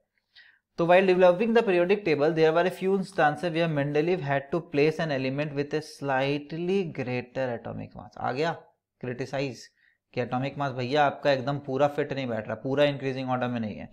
तो स्लाइटली ग्रेटर वालों को कभी कभार बिफोर लगा दिया आपने, क्यों, क्योंकि आपने केमिकल प्रॉपर्टी को भी काफ़ी इज्जत दी है, ठीक है। तो ABC इंक्रीजिंग ऑर्डर में था, लेकिन उन्होंने देखा कि भैया जो प्रॉपर्टी है C और E का मैच कर रहा है, तो इन्होंने क्या किया, ACB फिर DEF, है ना, ऐसा लगा दिया। तो लोगों ने क्रिटिसाइज करने लगा कि भाई ये तो आपका 3 ग्राम है ना, और ये आपका है 2.5 ग्राम, अब आप 3 ग्राम वाला को ऐसे कैसे लगा सकते हैं, ये इंक्रीजिंग ऑर्डर ऑफ मास थोड़ी हुआ। तो बोला नहीं नहीं, प्रॉपर्टी को हम काफ़ी इज्जत दी है, प्रॉपर्टी वाला को तो सेम में रखना मेरा टारगेट था ही, ठीक है। तो slightly greater atomic mass before N element with A slightly lower atomic mass, ठीक है। तो लोअर एटॉमिक मास के, स्लाइटली लोअर एटॉमिक मास वाला के पहले रखना पड़ा कुछ लोगों को। The sequence was inverted so that elements with similar properties could be grouped. Similar ऐसा क्यों किया, प्रॉपर्टी सारा का सारा प्रॉपर्टी। तो इसका एक वो क्या है एग्जाम्पल, कोबाल्ट जो है निकल के पहले आ गया। तो कोबाल्ट निकल पहले भी हम लोग याद कर रहे थे, अभी भी याद कर लो, कोबाल्ट जो है निकल के पहले आ गया। कोबाल्ट का एटॉमिक मास कितना है, 58.9 और निकल का है 58.7, ठीक है। तो हिसाब से कोबाल्ट बाद में आना चाहिए था, लेकिन कोबाल्ट निकल के पहले आ गया, कोबाल्ट देख लो, ये रहा दिस वन राइट साइड में कोबाल्ट, और ये रहा निकल, ठीक है। तो इसका मास कम है थोड़ा सा, फिर भी इसको राइट में रखा, इनको लेफ्ट में रखा, ठीक। तो एक अपने को मिल गया कोबाल्ट वर्सेस निकल का मेंडलीव का दिक्कत। तो यहाँ पे हम लोग लिख सकते हैं कोबाल्ट, ठीक है। क्या था अपना लिमिटेशन कि कोबाल्ट साहब को आपने पहले रख दिया है निकल के, प्लेस्ड बिफोर निकल, but atomic mass of cobalt greater than निकल, ऐसे लिख सकते हैं अपन, और क्या। तो फर्स्ट पैराग्राफ का ये रहा समरी अपना। सेकंड पैराग्राफ में देखते हैं क्या बोल रहे हैं। Further Mendeleev left some gaps in the periodic table, instead of looking upon this gaps as defect, उन्होंने कुछ कुछ गैप छोड़ दिया। अब लोगों को लगा ये तो डिफेक्ट है भाई, आप गैप कैसे छोड़ सकते हैं, आप गैप आखिर कैसे छोड़ सकते हैं, ठीक है। तो यहाँ पे गैप अपने को दिख नहीं रहा है, बट इन्होंने कुछ कुछ गैप छोड़ा था। फॉर एग्जाम्पल उन्होंने ये वाला एक गैप था, उनके पीरियोडिक टेबल में ये भी एक गैप था, ठीक है। तो ये सारे अपने इनके गैप्स थे, है ना। और गैलियम और जर्मेनियम बाद में आया था, गैलियम और जर्मेनियम बाद में डिस्कवर होगा। तो इन्होंने क्या बोला कि predicted existence of some elements had not been discover at that time, बोला इस गैप में आएगा भाई, फ्यूचर में आएगा लोग। Mendeleev named by prefixing a Sanskrit numeral eka to the name of preceding element in the same group. Eka, एक पहले वाला एलिमेंट को देखा और उसका एक का नाम रख दिया। फॉर एग्जांपल देखो यहाँ पे हम लोग मॉडर्न पीरियोडिक टेबल देखते हैं, इसके आधार पे हम लोग समझ पाएंगे ज़्यादा बेटर। ये देखो गैलियम, इसके पहले कौन था, एल्यूमिनियम, तो इन्होंने यहाँ पे गैप छोड़ा और इसका नाम रख दिया एक्का एल्यूमिनियम, समझ गए। वैसे जर्मेनियम की जगह उन्होंने क्या बोला था नाम, एक्का सिलिकॉन, क्लियर। बाद में वो डिस्कवर हुआ, पता चला, तो इनका ना एक्का एल्यूमिनियम नाम दे दिया यहाँ पे इस गैप में, और बोला उसका मास इतना होगा, उसका प्रॉपर्टी ये होगा। बाद में डिस्कवर हुआ गैलियम, तो पता चला अरे हाँ सही बोल रहे थे, इतना ही मास इतना ही प्रॉपर्टी वाला एलिमेंट हम लोग को दुनिया में मिल गया फिर, ठीक है। तो वेरी फ्यूचरिस्टिक, विजनरी, फ्यूचरिस्टिक था इनका periodic table. For instance scandium, gallium, germanium discovered later है property similar to eka boron, ठीक है। तो स्कैंडियम का प्रॉपर्टी बोरोन के जैसा निकला। वैसे ही हम लोग तुमको बताएं कि बाद में गैलियम आएगा जिसको उन्होंने क्या नाम दिया था, एक्का एल्यूमिनियम, ठीक है। और बाद में जर्मेनियम आया जिसको उन्होंने क्या नाम दिया था, एक्का सिलिकॉन, ठीक है। यही पे बात कर रहे थे अभी हम लोग कि गैलियम आया उसको नाम दिया एक्का एल्यूमिनियम, और जो जर्मेनियम आया उसको नाम दिया इन्होंने एक्का सिलिकॉन, क्लियर, ठीक है। तो the properties of Ekka aluminium, और प्रॉपर्टी भी जो प्रेडिक्ट किया था उन्होंने, देखो एक्का एल्यूमिनियम का प्रॉपर्टी प्रेडिक्ट किया था 68 मास का होगा, गैलियम बाद में डिस्कवर हुआ, निकला मास उतना ही। उन्होंने बोला था फॉर्मूला ये होगा ऑक्साइड का, उसका फॉर्मूला यही निकला। उन्होंने बोला क्लोराइड का फॉर्मूला ये होगा, फॉर्मूला यही निकला, ठीक है।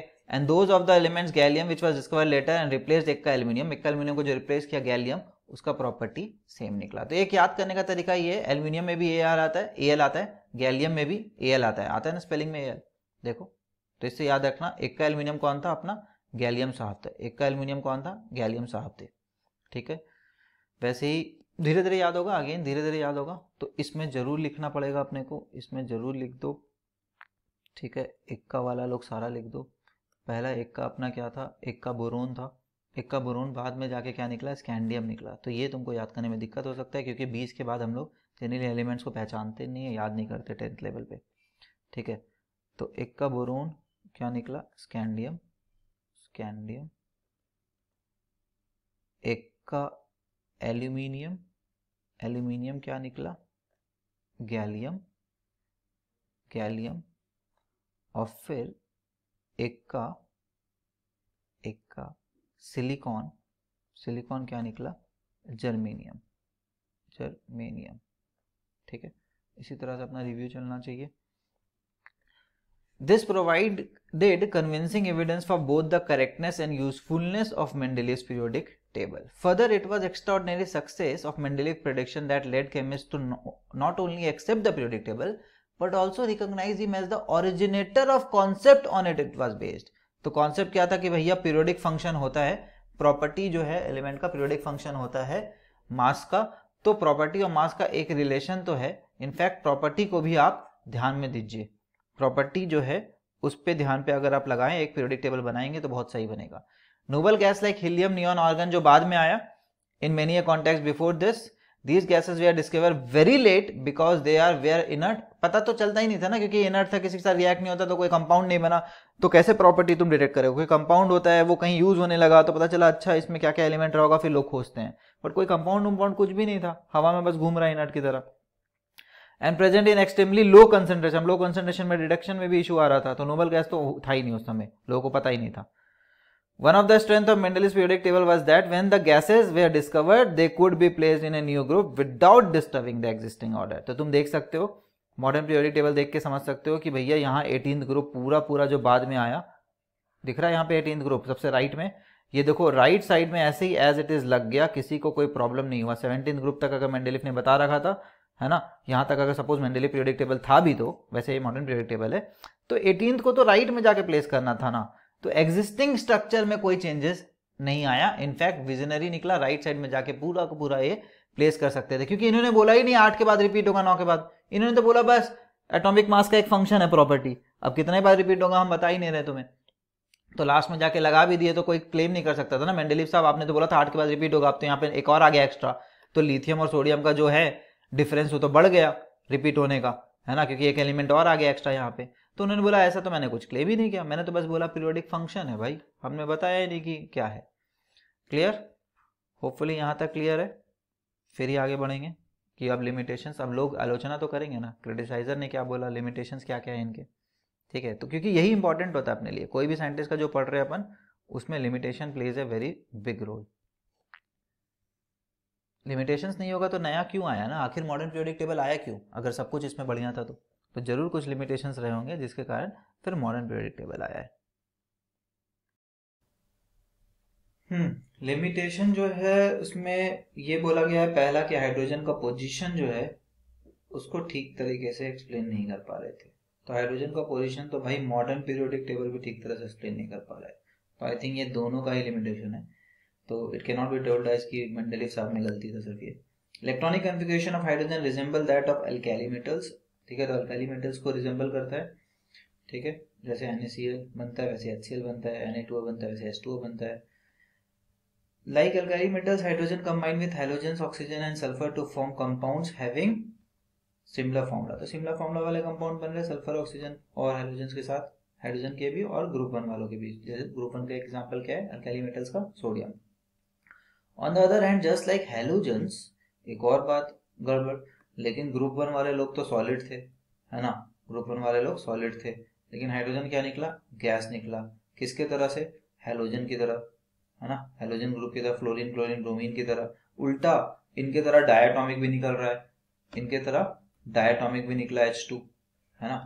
तो hydrogen also exists as diatomic molecule and it combines with metals and non-metal to form covalent compound। Covalent compound भी बनाए हुए हैं ये, है ना, कंबाइन करके मेटल्स और नॉन मेटल के साथ, ठीक है। For example NaCl is ionic, this one is ionic, but ये याद रखना HCl is not ionic, it is covalent, this is covalent, this is also covalent, है ना। ऐसा लगता है हम लोग को कि आयनिक है, ठीक है, बट तुम 11th 12th पढ़ते पढ़ते समझ जाओगे दीज आर कोवेलेंट कंपाउंड्स, ठीक है। तो नॉन मेटल के साथ हाइड्रोजन जुड़ के कोवेलेंट कंपाउंड्स बना रहा है, जैसे कि ग्रुप 17 वाले लोग बनाते हैं या फिर हेलोजन फैमिली बनाता है, ठीक है। लेकिन फॉर्मूला वाइज तो ये ग्रुप 1 वालों को रिजेंबल कर रहा था, ठीक है, समझ गए। तो अब दिक्कत कि इसको 17 में रखे कि भाई देखो 17 वाला दिख रहा है, ये वाले लोग,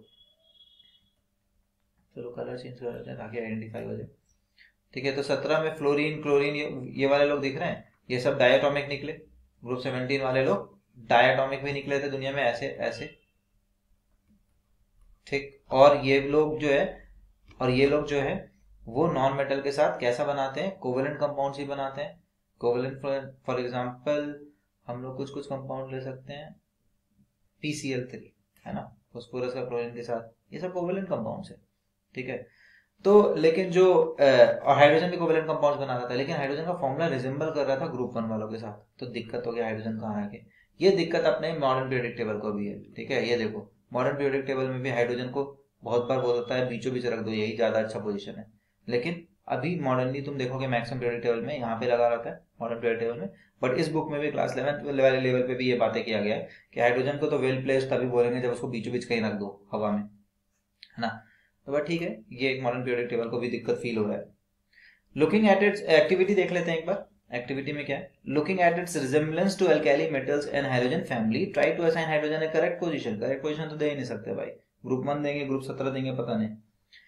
to which group and period should hydrogen be assigned, है ना। तो ये दिक्कत हो गया। पीरियड में दिक्कत नहीं है, पीरियड तो चलो पीरियड नंबर 1 दे देंगे, है ना, सबसे ऊपर वाला पीरियड नंबर 1 दे देंगे इसको। हाइड्रोजन हीलियम आज पीरियड नंबर 1 में दोनों, ठीक है। लेकिन दिक्कत है ग्रुप का, कौन सा 17 ग्रुप में रखे, ग्रुप 1 में रखे, अल्काइली के साथ, हाइड्रोजन के साथ।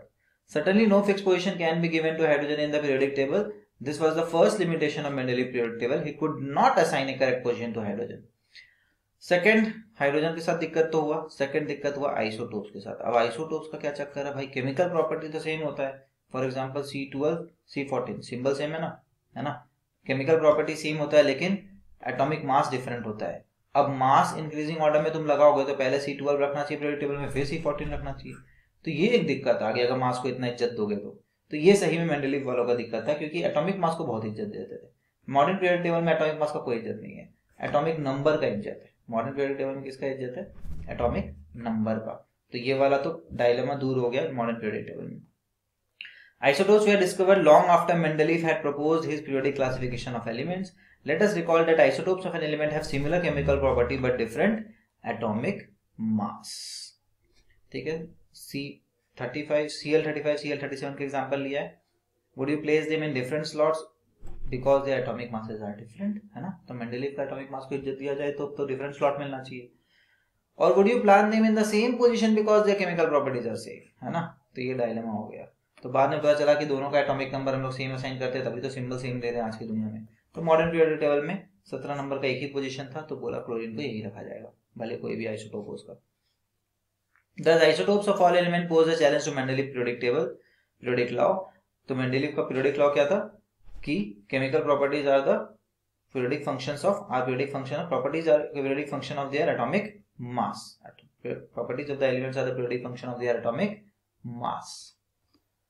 Another problem was that atomic mass do not increase in a regular manner in going from one element to the next. तो है ना, पूरा इंक्रीजिंग ऑर्डर में नहीं था, इंक्रीजिंग ऑर्डर ऑफ मास नहीं था, ये तो हम लोग को पहले से पता था, ऊपर भी बता दिया था। इट वॉज नॉट प्रेडिकल, लेकिन इससे एक दिक्कत हुआ, it was not possible to predict कितने एलिमेंट्स आएंगे। ठीक है, एक बार रिव्यू में हम लोग अपडेट कर देते हैं लिमिटेशंस को। ठीक, यहाँ पे लिख देते हैं लिमिटेशंस। द फर्स्ट, हाइड्रोजन का पोजीशन एक लिमिटेशन था, हाइड्रोजन पोजीशन HCl H2O, है ना, like NaCl Na2O but covalent like halogen, diatomic भी है, डायटोमिक लाइक हेलोजेंस, है ना। सेकेंड, आइसोटोप्स का पोजीशन में दिक्कत हुआ, डिफरेंट मास है क्योंकि, है ना। Third, not strictly in increasing atomic मास। ठीक है, तो इसका एक लिमिटेशन तो हम लोग पहले ही देख ही चुके, ऊपर का पॉइंट नंबर 2 कि कोबाल्ट को पहले रख दिया गया था।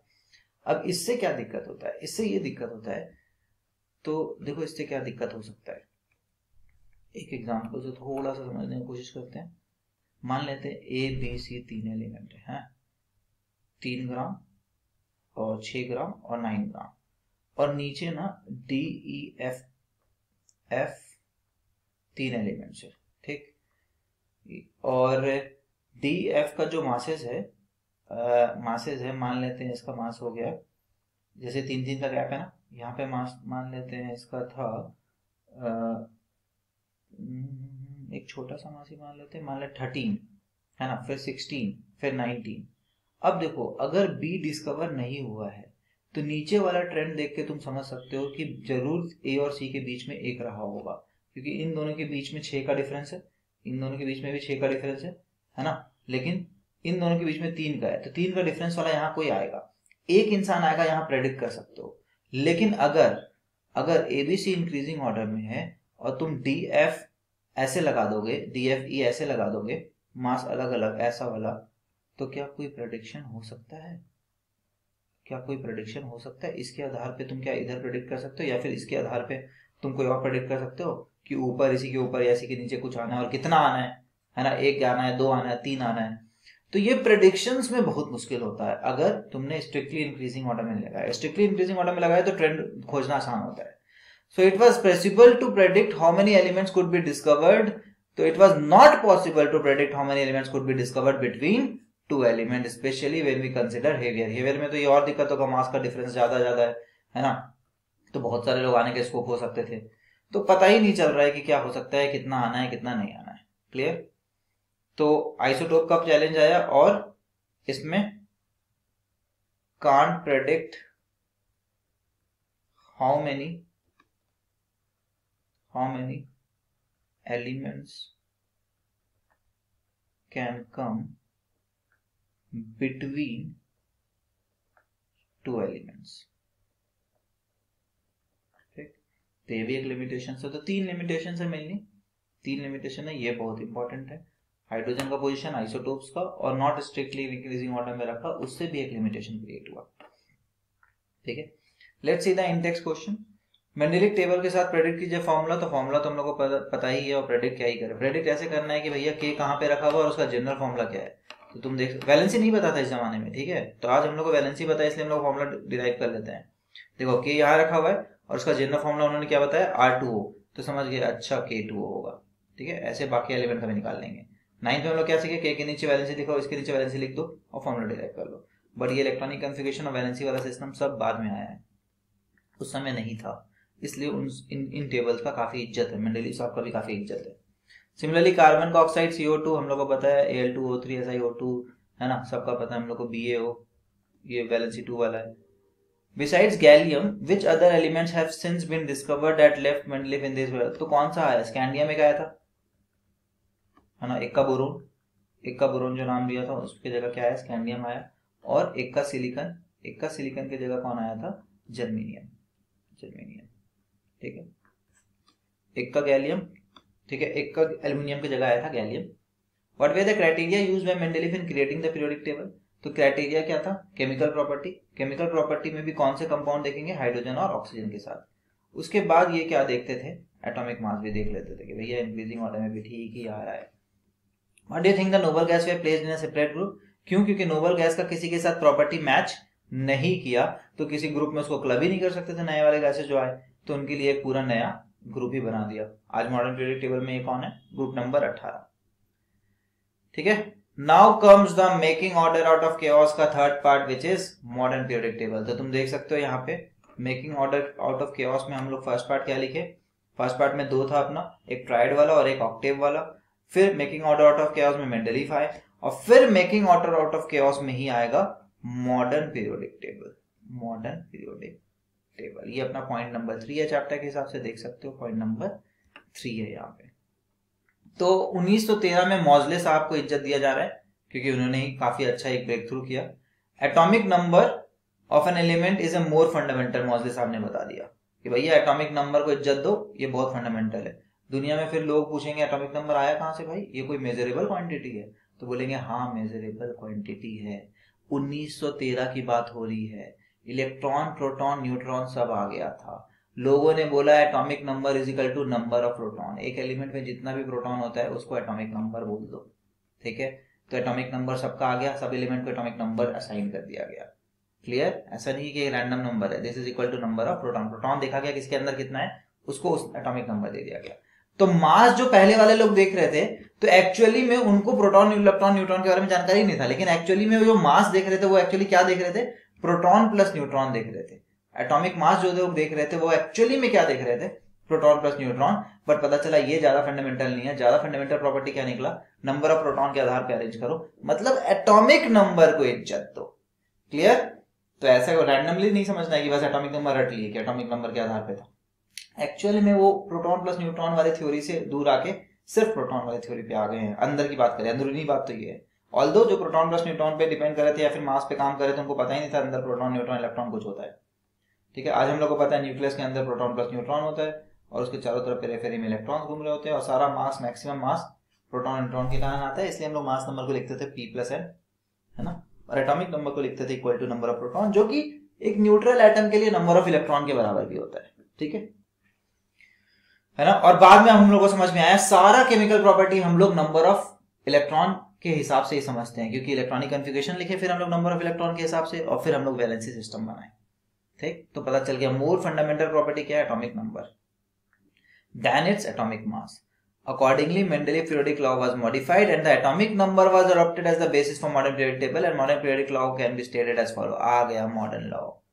Properties of elements are periodic function of their atomic number. सही बात। एटॉमिक नंबर से आज हम लोग इलेक्ट्रॉनिक कन्फिगरेशन लिख देते हैं और उससे वैलेंसी निकाल लेते हैं, पता चलता है केमिकल प्रॉपर्टी क्या होगा, फिजिकल प्रॉपर्टी क्या होगा।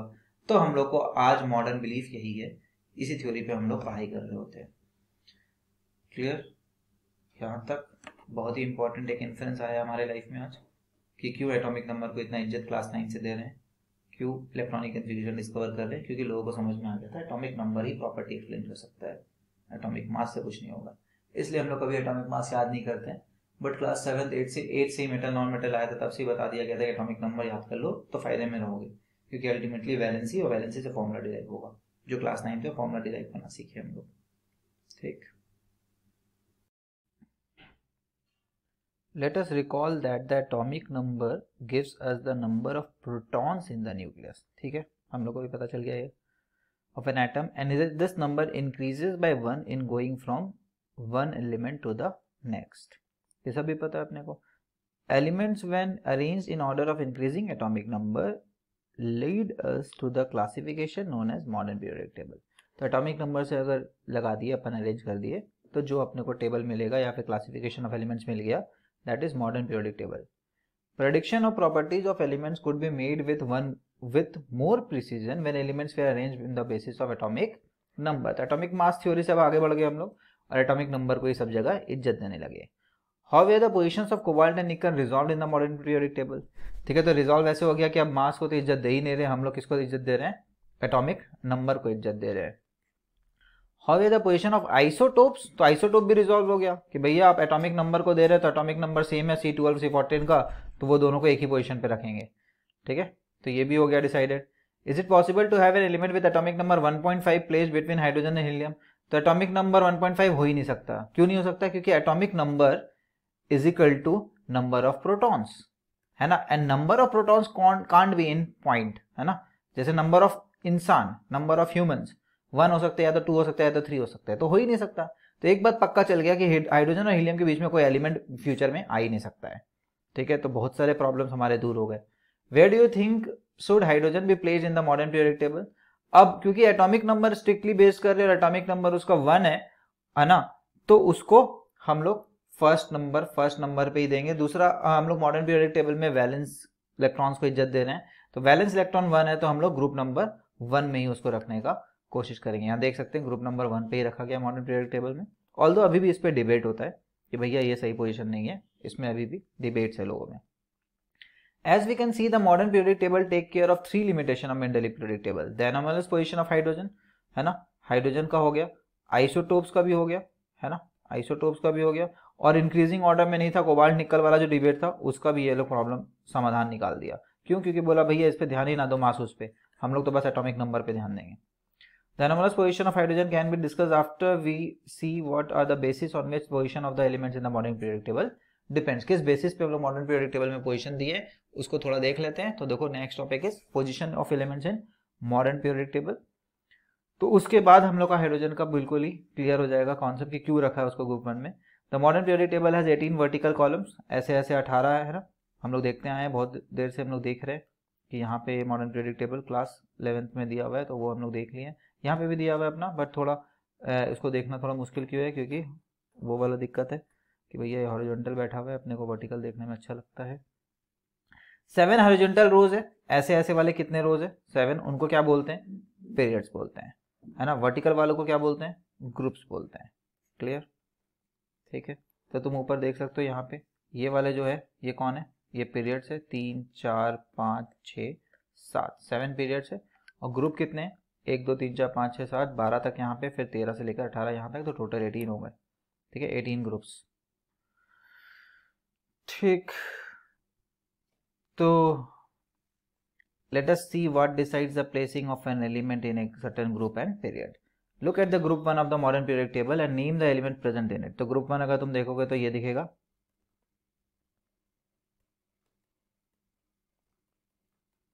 ये दिखेगा अपने को, है ना, ग्रुप 1 में ये दिखेगा, यहाँ पे भी देख सकते हैं अपन, ये देखो lithium, sodium, potassium, rubidium, caesium and francium, ये अपना ग्रुप 1 है।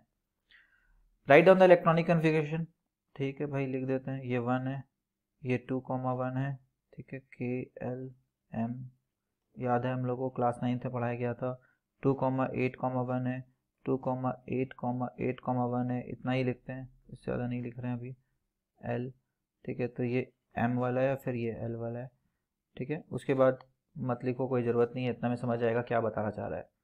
क्या सिमिलैरिटी दिख रहा है कि सबका लास्ट वाले, सबके लास्ट वाले सेल में कितने इलेक्ट्रॉन्स है, 1 इलेक्ट्रॉन्स है, तो वैलेंस इलेक्ट्रॉन्स सब में कितना निकला, ठीक है, इन दीज 3 एलिमेंट्स, 3 को बोला कम से कम 3 का लिख लो, है ना, यहाँ पे हम लोग 4 का लिख लिए, वैसे तो इन लोग बोला था 3 का लिख लो, हम लोग लिख लिए और समझ गए कि भैया सबका वैलेंस इलेक्ट्रॉन 1 है।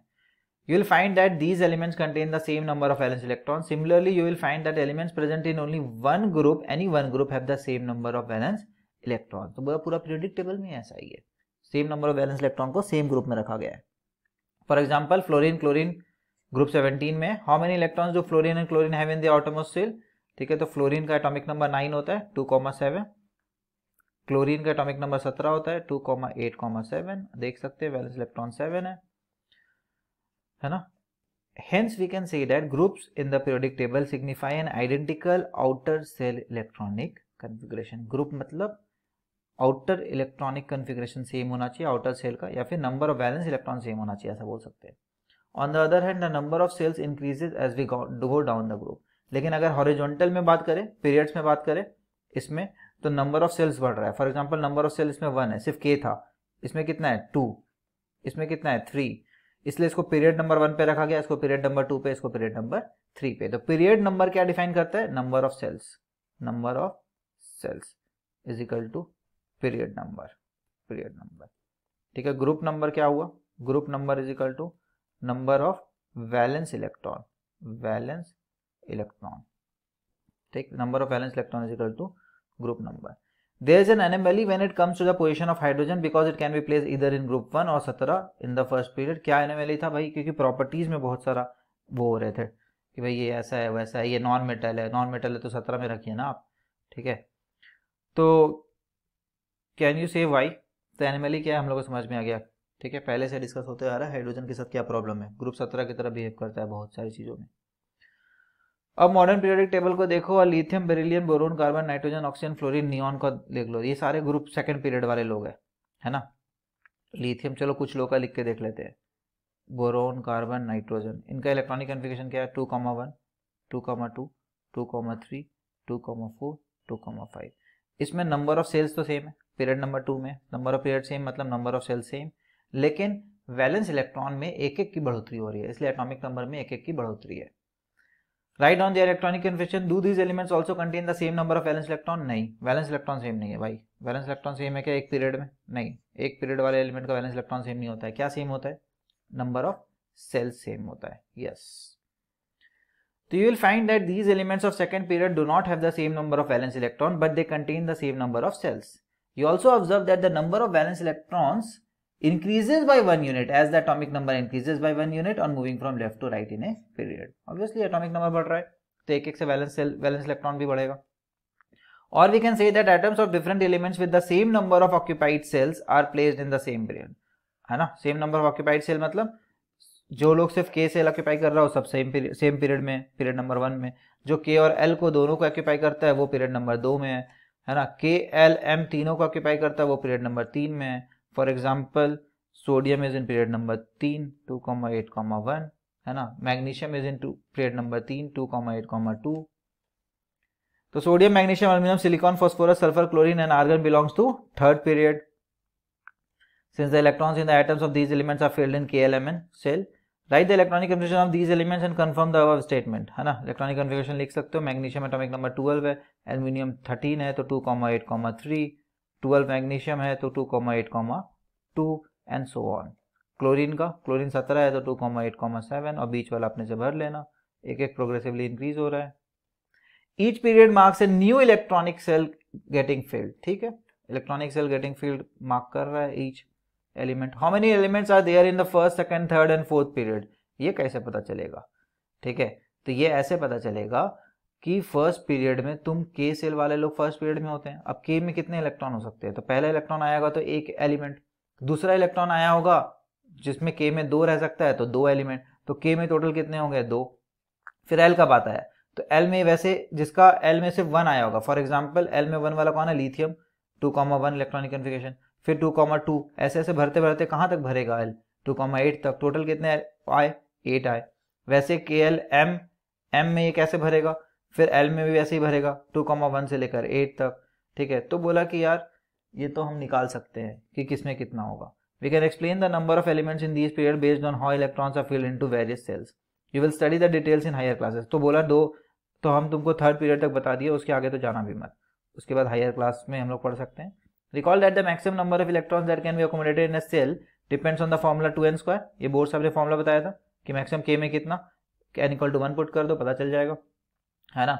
तो के में मैक्सिमम अपना कितना होता था 2 ही, तो ये आता था, और उसके आधार पे हम नंबर ऑफ एलिमेंट्स निकाल सकते हैं एटलीस्ट पीरियड 1 पीरियड 2 का। Third, fourth, fifth, sixth and seventh period have इतना इतना एंड इतना, ठीक है। तो इसको तुम एक बार के लिए याद कर लो, या समझना है समझ लो, बट ज़्यादा इसके डिस्क्रिप्शन पे मत जाओ, है ना। तो 8 पीरियड नंबर थर्ड में, तो अभी हम लोग बात किए थे 3 तक बात कर लिए थे, 2, 8, 8। उसके बाद पीरियड नंबर 4 में, 5 में, 6 में, 7 में, 8 में, 9 में, और आगे, ठीक है, और आगे नहीं बढ़ना है, ठीक है। तो ऐसे चल रहा होता है चीज़ें। The position of an element, the reason of this you will study in high class, ठीक है। तो एनसीईआरटी बोल रहा है छोड़ दो तो छोड़ दो, काहे को परेशान हो रहे हैं। The position of an element in the periodic table tells us about it's chemical reactivity. Obviously group 1 में कोई है तो हम लोग समझ गए वैलेंस इलेक्ट्रॉन 1 है, तो सोडियम पोटेशियम ये वाले लोग हैं, तो हम लोग समझ गए ये लोग मेटल होगा, और ये लोग बहुत आराम से अपना एक इलेक्ट्रॉन लूज करता है ना, 2,8,1, और बड़ा अच्छा से Na+ वगैरह बना लेता है। तो ये Cl के साथ कैसा कंपाउंड बनाएगा, NaCl, KCl, ऐसे वाले सॉल्ट्स बनाएंगे। As you have learned, the valence electron determine the kind and the number of bonds formed by an element. Can you now say why Mendeleev's choice of formula of compound as the basis of deciding the position of element in the periodic table was a good one? बिल्कुल, है ना, इसलिए property को इज्जत दिया था Mendeleev साहब ने, तो पता चला उनका जो टेबल बना था फिर भी ठीक ठाक बना था।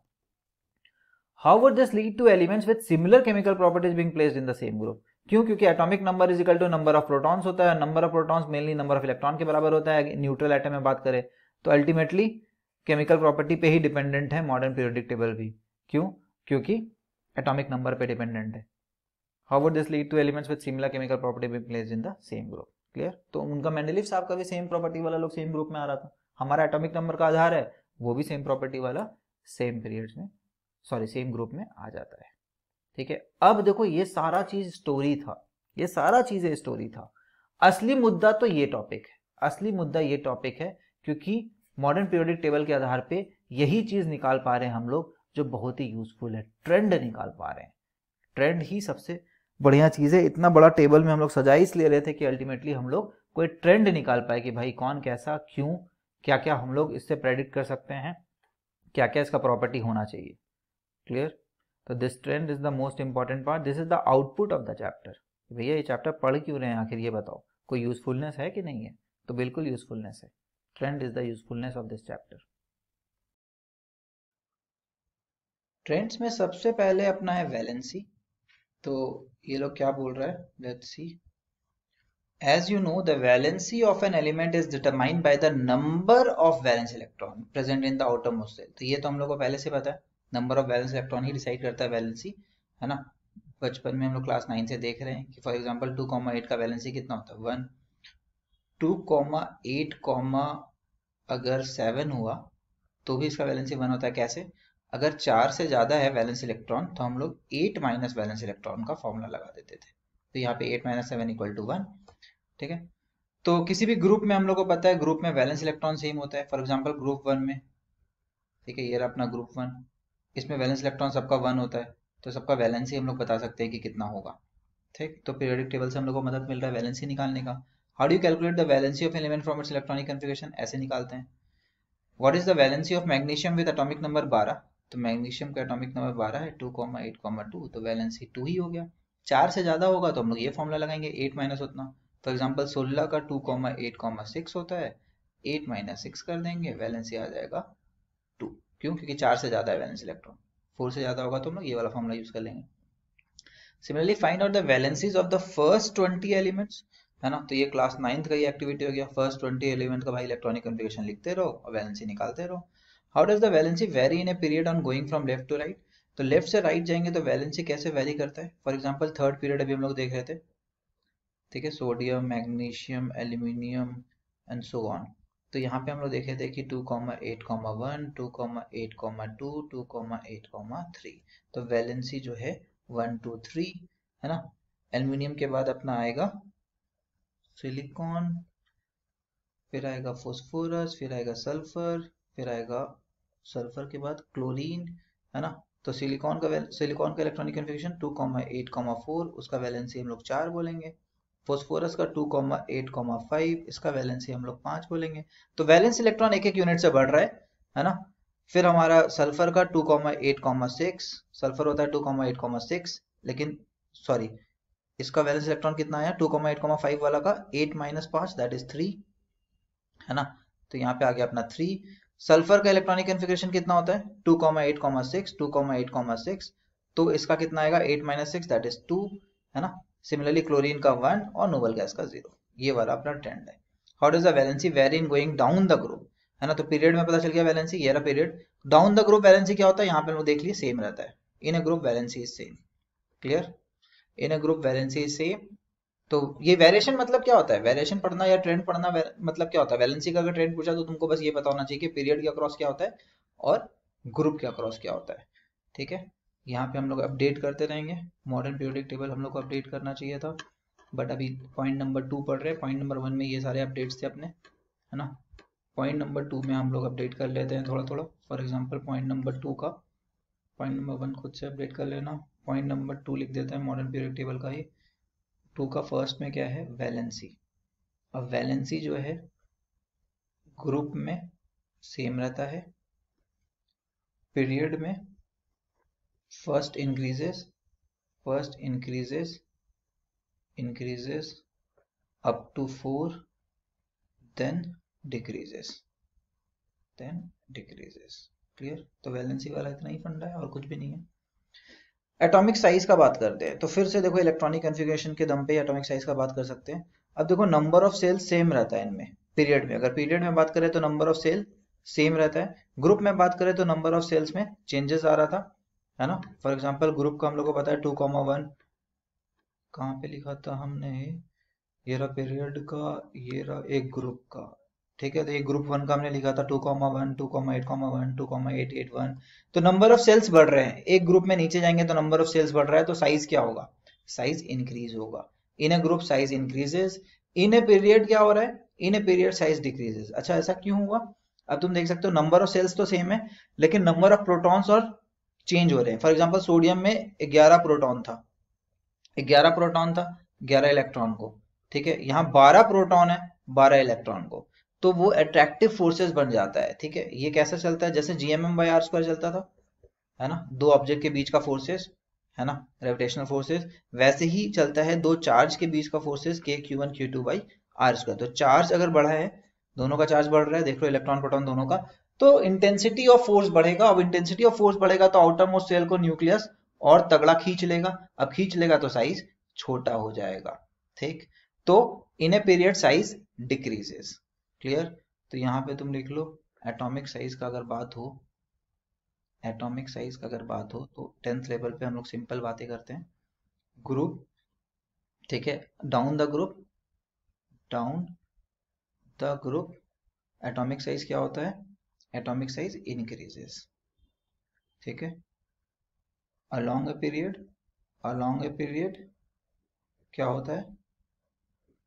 It decreases. तो लेफ्ट से राइट गए तो डिक्रीज हुआ, ठीक है। रीजन क्या है वो अभी हम लोग बता दिए, फोर्सेस बढ़ जाएगा क्योंकि नंबर ऑफ प्रोटॉन और इलेक्ट्रॉन बढ़ गया, बट नंबर ऑफ सेल्स उतना ही है, ठीक है। The term atomic size refers to the radius of an atom. The atomic size may be visualized as the distance between the center of the nucleus. ऐसा visualization करो कि distance between the centre of nucleus, suppose ये रहा nucleus और outermost and the outermost cell of an isolated atom. The atomic radius of hydrogen is 37 picometer, है ना, picometre में कितना मीटर होता है, 10⁻⁻12. Let us study the variation of atomic size in a group and in a period. ठीक है, तो तुम देख सकते हो एक पीरियड का दिया हुआ है यहाँ पे. अब पीरियड में, ठीक है, बोरोन, बेरिलियम, ऑक्सीजन, नाइट्रोजन, ये सारे एक पीरियड के हैं क्या? ठीक है, हाँ है. लेकिन ये कैसे होते हैं एक पीरियड में? ठीक है, hydrogen, helium, lithium, beryllium, boron, carbon, nitrogen, oxygen, ऐसे होते हैं. तो तुम देखो लिथियम कितना है 152, बेरिलियम कितना है 111, घट रहा है. बोरोन 88 और घटा. कार्बन देखो कितना 77, नाइट्रोजन 74, ये 66. तो along a period atomic size decreases. In decreasing order of atomic radius सजाओ, तो सजा दिए. Are the elements now arranged in the pattern of a period in the periodic table? बिल्कुल. Which element have the largest and smallest atom? तो largest हो गया lithium, smallest हो गया ऑक्सीजन, जो तुम्हारे ग्रुप ऑफ एलिमेंट दिए हुए. How does the atomic radius change as you go from left to right in a period? तो it decreases along a period. Similarly एक ग्रुप में क्या होता है, increases. देखो ऊपर से नीचे जाएंगे, lithium, ठीक है, lithium कितना है 152, ये 182, 186, पोटेशियम कितना दिया हुआ है 231, रुबिडियम कितना दिया हुआ है और सीजियम कितना दिया हुआ है 262. तो तुम देख सकते हैं along the group it increases radius. ठीक है, यही पूछ रहा और कुछ भी नहीं, यही है inference. You will see that the atomic size increases down the group. This is because new shells are being added as we go down the group, है ना. नंबर ऑफ सेल ही चेंज हो जाता है. इलेक्ट्रॉनिक कन्फिगरेशन भी हम लोग देख चुके हैं. पहला का इलेक्ट्रॉनिक कन्फिगरेशन 2,1, दूसरा का 2,8,1, बढ़ गया ना, 3 सेल हो गया. यहाँ 2 ही सेल है, तो ये तो बड़ा ऑब्वियस था कि बढ़ना ही चाहिए था size. The increase the distance between the outermost electron and the nucleus so that the atomic size increases in spite of the increase in nuclear charge. हो सकता है न्यूक्लियर चार्ज भी बढ़ा है. फॉर एग्जांपल यहाँ पे प्रोटॉन 11 है, electron भी 11 है ना, बट नंबर ऑफ सेल्स ही बढ़ गया है, तो इलेक्ट्रोस्टैटिक चार्ज जो बढ़ रहा है, फोर्सेस जो बढ़ेगा, उससे ज्यादा फर्क नहीं पड़ेगा. यहाँ पे नंबर ऑफ सेल ही 2 है, यहाँ नंबर ऑफ सेल 3 है. ठीक है, तो 3 सेल अपने आप में बड़ा कर दिया चीजों को. ठीक है, now comes metallic and non metallic property. Metallic and non metallic property. ठीक है, तो लेफ्ट से राइट जाएंगे तो नॉन मेटालिक कैरेक्टर इंक्रीज होगा. ये हम लोग को लिस्ट ऑफ एलिमेंट से भी पता चल जा रहा था. इन एलिमेंट्स को तो हम पहचानने भी लगे हैं. फॉर एग्जांपल ये एक मेटल है लिथियम, ग्रुप 1 वाला, ऐसे भी मेटल होता है ना. और इधर जाते जाते नॉन मेटल पहुंच जाता है. गैस आ गया, ऐसे भी नॉन मेटल का पहचान है. ठीक है, तो नॉन मेटल की तरफ हम लोग जा रहे हैं. तो along a period non metallic character increases, non metallic character increases along a period. इसी का उल्टा बोल दो ग्रुप में नॉन मेटालिक कैरेक्टर इंक्रीज नहीं होगा, क्या होगा इंक्रीज, मेटालिक कैरेक्टर इंक्रीज होगा. ठीक है, clear. As we can see तो एक्टिविटी दिया हुआ है, examine elements of the third period and classify them as metals and non metals. तो थर्ड पीरियड में कौन से लोग बैठे हुए हैं, ये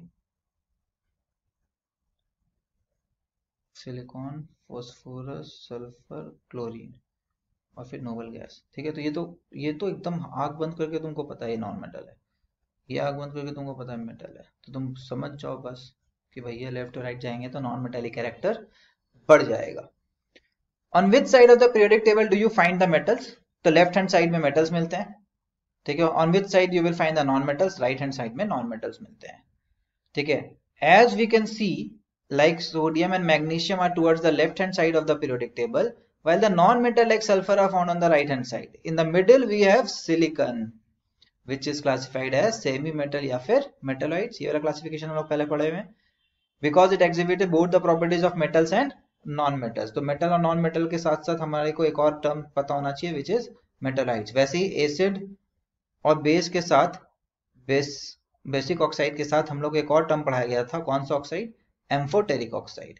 वैसे ही मेटल नॉन मेटल के साथ दोनों के बीच वाला जो होता है उसको बोलते हैं मेटोलाइट्स. इन मॉडर्न पीरियोडिक टेबल एक जिगजैग लाइन बनाया हुआ है जो मेटल और नॉन मेटल को सेपरेट करता हुआ है. ठीक है, तो ये रहा अपना नॉन मेटल और मेटल के बीच वाला, which is metalloids. Are intermediate in property and are called metalloids और सेमी मेटल्स. मेटोलाइट भी बोलते हैं या फिर सेमी मेटल बोलते हैं इनको. ठीक, तो यहाँ पे भी देख रहे हो तुम एक जिगजैग बना हुआ है, सिलिकॉन, जर्मेनियम दिख सकता है. ठीक है, दिख रहा होगा ये वाला,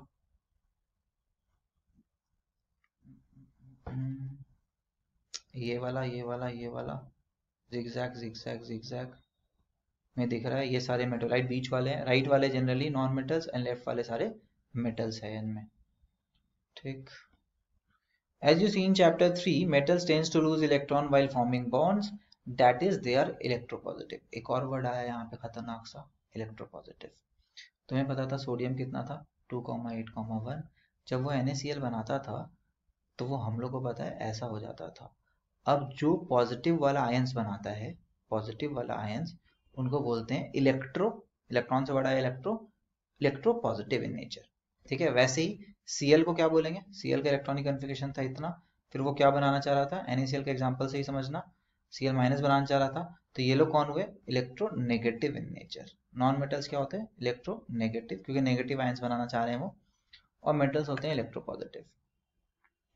how do you think the tendency to lose electron changes in a group? तो ग्रुप में चेंज नहीं होता है क्योंकि number of valence electron same होता है। अच्छा, थोड़ा सा चेंज कैसे होगा, क्योंकि साइज बढ़ गया है। ठीक है, साइज बढ़ गया है, ध्यान देना।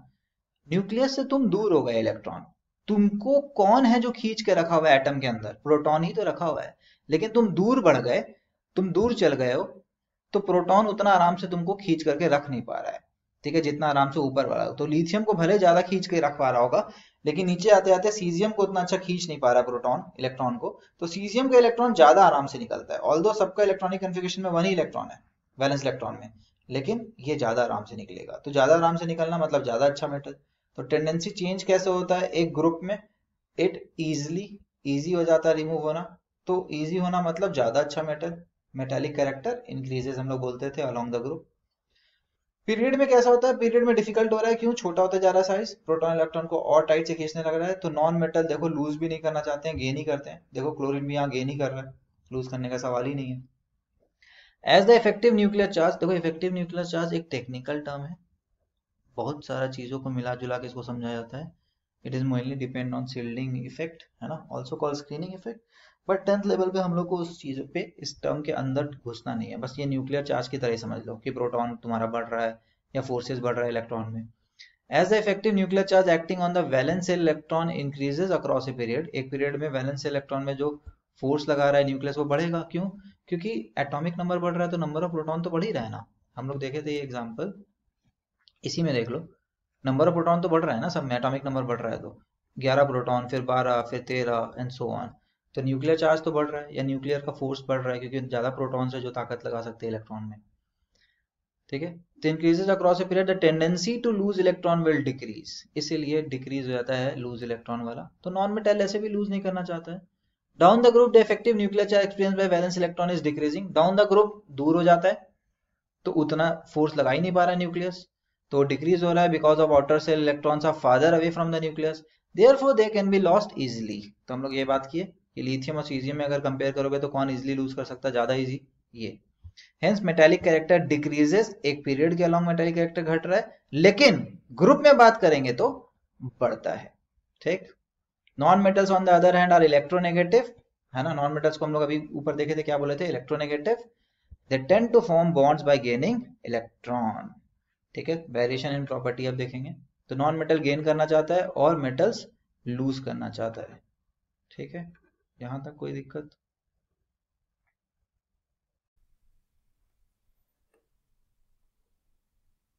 ठीक है, तो यहाँ पे हम लोग को पता चल गया कि इलेक्ट्रोनेगेटिव कैरेक्टर बढ़ता है, मतलब नॉन मेटालिक कैरेक्टर बढ़ता है, और ये लोग जनरली इलेक्ट्रॉन गेन करके ही बॉन्ड बनाते हैं। एक्टिविटी 5.11 है, देखते हैं क्या बोल रहे हैं लोग। How would the tendency to gain electron change as you go from left to right across a period? तो गेन इलेक्ट्रॉन का टेंडेंसी इंक्रीज हो जाता है। इसको सबसे अच्छा, इनको इन चीज़ों को याद करने का तरीका है कि एग्जाम्पल से याद कर लो। फॉर एग्जाम्पल, सबसे लेफ्ट साइड में अगर सोडियम है तो सबसे राइट साइड में उसी पीरियड में क्लोरीन है, तो ये लोग गेन करता है, ये लोग लूज करता है। और नीचे जाएंगे तो कैसे होता है, तो अगर नीचे जाने से गेन इलेक्ट्रॉन का टेंडेंसी क्या होगा, डिक्रीज। तो एकदम उल्टा होता है जो पीरियड में होता है और जो ग्रुप में होता है। ठीक है, एज द ट्रेंड्स, ऐसा क्यों हुआ, क्योंकि मेटालिक कैरेक्टर बढ़ा। मेटालिक कैरेक्टर बढ़ना मतलब नीचे जाते जाते, जैसे हम लोग लिथियम से सीजियम का बात कर रहे थे तब से, मेटालिक कैरेक्टर बढ़ना मतलब क्या, कि वो लूज करना चाहता है, तो गेन करना चाहेगा क्या, नहीं। As the trend in electronegativity so non metals are found in the right hand side. अब ये रहा पूरा बॉक्स। ठीक, तुम बोलते हो कि भाई नीचे जाते जाते मेटालिक कैरेक्टर बढ़ता है, इधर जाते जाते नॉन मेटालिक कैरेक्टर बढ़ता है, ठीक। तो सबसे ज़्यादा नॉन मेटल इधर मिलेगा ना, देखो नीचे आते आते मेटालिक कैरेक्टर बढ़ रहा है, मतलब यहाँ मेटल यहाँ नॉन मेटल, सिमिलरली ऐसे यहाँ मेटल यहाँ नॉन मेटल, ठीक। तो सबसे ऊपर नॉन मेटल मिलेगा और सबसे राइट में, सबसे ऊपर और सबसे राइट में कौन सा है, ये वाला ग्रुप नंबर 17, ठीक है। यहाँ पे हम लोग देख सकते हैं ग्रुप नंबर 17 को अगर देखोगे तो यहाँ दिख जाएगा सबसे राइट और सबसे ऊपर ग्रुप नंबर 17 यही बैठा हुआ है, ठीक। तो ये सबसे अच्छा नॉन मेटल एक तरह से। वैसे ही सबसे अच्छा मेटल कौन होगा, सबसे नीचे और सबसे लेफ्ट, सबसे नीचे और सबसे लेफ्ट लगभग हम लोग यहाँ पे आएंगे, सबसे नीचे और सबसे लेफ्ट, क्लियर। तो ये रहा, these trends also help us to predict the nature of oxide. बोला अब तुमको मेटल पता चल गया सबसे अच्छा कहाँ, तो हम लोग को पता है मेटल ऑक्साइड्स क्या होता है, metal oxides are basic in nature, non metallic oxides are acidic in nature. तो एसिडिक बेसिक ऑक्साइड भी तुम पता कर लोगे ऐसे, मेटालिक और नॉन मेटालिक कैरेक्टर पता है तो काफ़ी कुछ हम लोग पीरियोडिक टेबल से पता कर ले रहे हैं, ठीक। तो let us revise through the review, through our review system कि कौन सा प्रॉपर्टी हम लोग मेंशन कर लिए थे, एटॉमिक साइज तक पहुंच गए थे, and the third property is metallic and non metallic property. हाँ बिल्कुल, मेटालिक एंड नॉन मेटालिक। तो इसके समरी में ज़्यादा कुछ नहीं लिखना है अपने को, this one is also not very difficult to remember, है ना। Metallic, metal versus non metal, ठीक है। एक चीज़ तो ये लिख दो कि मेटल जो होते हैं वो होते हैं इलेक्ट्रोपॉजिटिव, इलेक्ट्रोपॉजिटिव, ठीक है। नॉन मेटल जो होते हैं वो होते हैं इलेक्ट्रोनेगेटिव, इलेक्ट्रोनेगेटिव। फिर ट्रेंड की अगर बात करें, ट्रेंड में along group, along group, group में नीचे जाओगे डाउन जाओगे तो क्या होगा, मेटल कैरेक्टर बढ़ेगा, मेटल कैरेक्टर इंक्रीजेस, ठीक है। वैसे ही इसी का एक और पॉइंट क्या होगा, along the period left to right, मतलब left to right, left to right कौन बढ़ेगा, नॉन मेटालिक कैरेक्टर इंक्रीजेस, ठीक है। तो right plus top, top right में क्या मिलेगा, अच्छा नॉन मेटल, है ना। बॉटम लेफ्ट में क्या मिलेगा, एकदम बॉटम लेफ्ट का बात करें तो एक्सट्रीम लो कहाँ मिलता है, मेटल, एक्सट्रीम मेटल कहाँ मिलेगा, बॉटम लेफ्ट में, ठीक। तो दीज आर आवर ट्रेंड।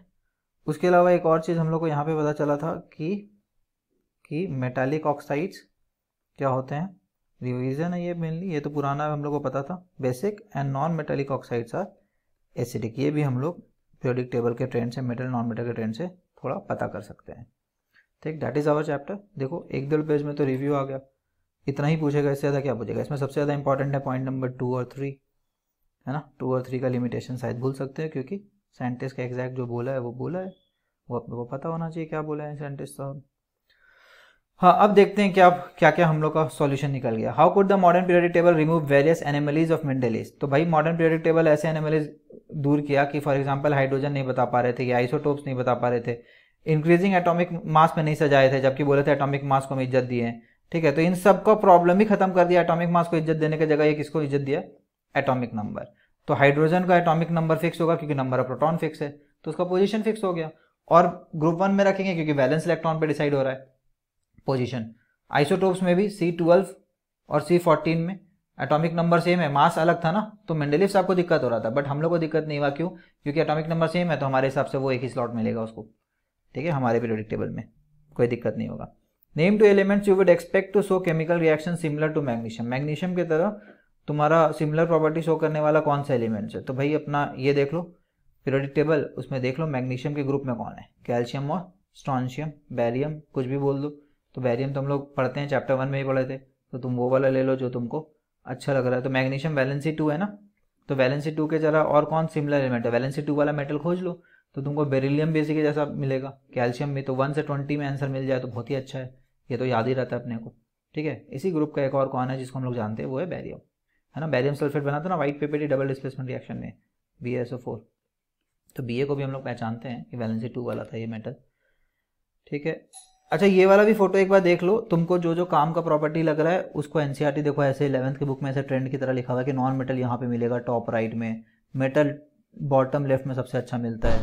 तुम्हारे काम का और है एटॉमिक रेडियस, तुम्हारे काम का देखो एटॉमिक रेडियस ये वाला काम का है, तुम्हारे काम का इलेक्ट्रोनेगेटिविटी है ना, और ये काम का नहीं है, ये काम का नहीं है, इलेक्ट्रोनेगेटिविटी ये रहा ट्रेंड, ठीक है। तो लेफ्ट और नीचे और ये वाला काम का अपने लिए, ठीक। तो इतना तुम यहाँ से देख सकते हो, और ऐसे रिव्यू में भी ऐसे लिख सकते हो डायग्राम वाइज कि टेबल में ट्रेंड कैसे चेंज हो रहा है, सिंबॉलिक फॉर्म में लिख सकते हैं अपन, ठीक है। Name 3 element that have single electron in the atomic shell. अरे सिंगल हो डबल हो कुछ भी हो, ग्रुप 1 वाले में सब में सिंगल इलेक्ट्रॉन होता है, तो लिख दो एक एक करके सबका नाम, जो सब कुछ अब पीरियोडिक टेबल से हो जाएगा। 2 elements that have 2 elements in their, तो ये सिंगल वाला कौन था, lithium sodium potassium. 2 elements with 2 electrons in atomic shell, तो ऊपर वाला ही तो क्वेश्चन था, 2 वैलेंसी वाला। 2 एलिमेंट्स इन आउटरमोस्ट सेल, ये सारे हैं, मैग्नीशियम भी। 3 elements with filled outermost shell, filled outermost shell मतलब नोबल गैस एक तो एग्जांपल होता है फिल्ड का, है ना, तो हीलियम जैसे 2 ये फिल्ड ही तो है, ठीक है। आर्गन नियॉन ये सारे फिल्ड ही तो होते हैं। 4 का ये lithium sodium potassium are all metals that react with पानी टू लिबरेट हाइड्रोजन गैस, ठीक है। फॉर एग्जांपल ऐसे ये पानी का reaction metal non metal chapter में पढ़ाया गया है, ठीक है।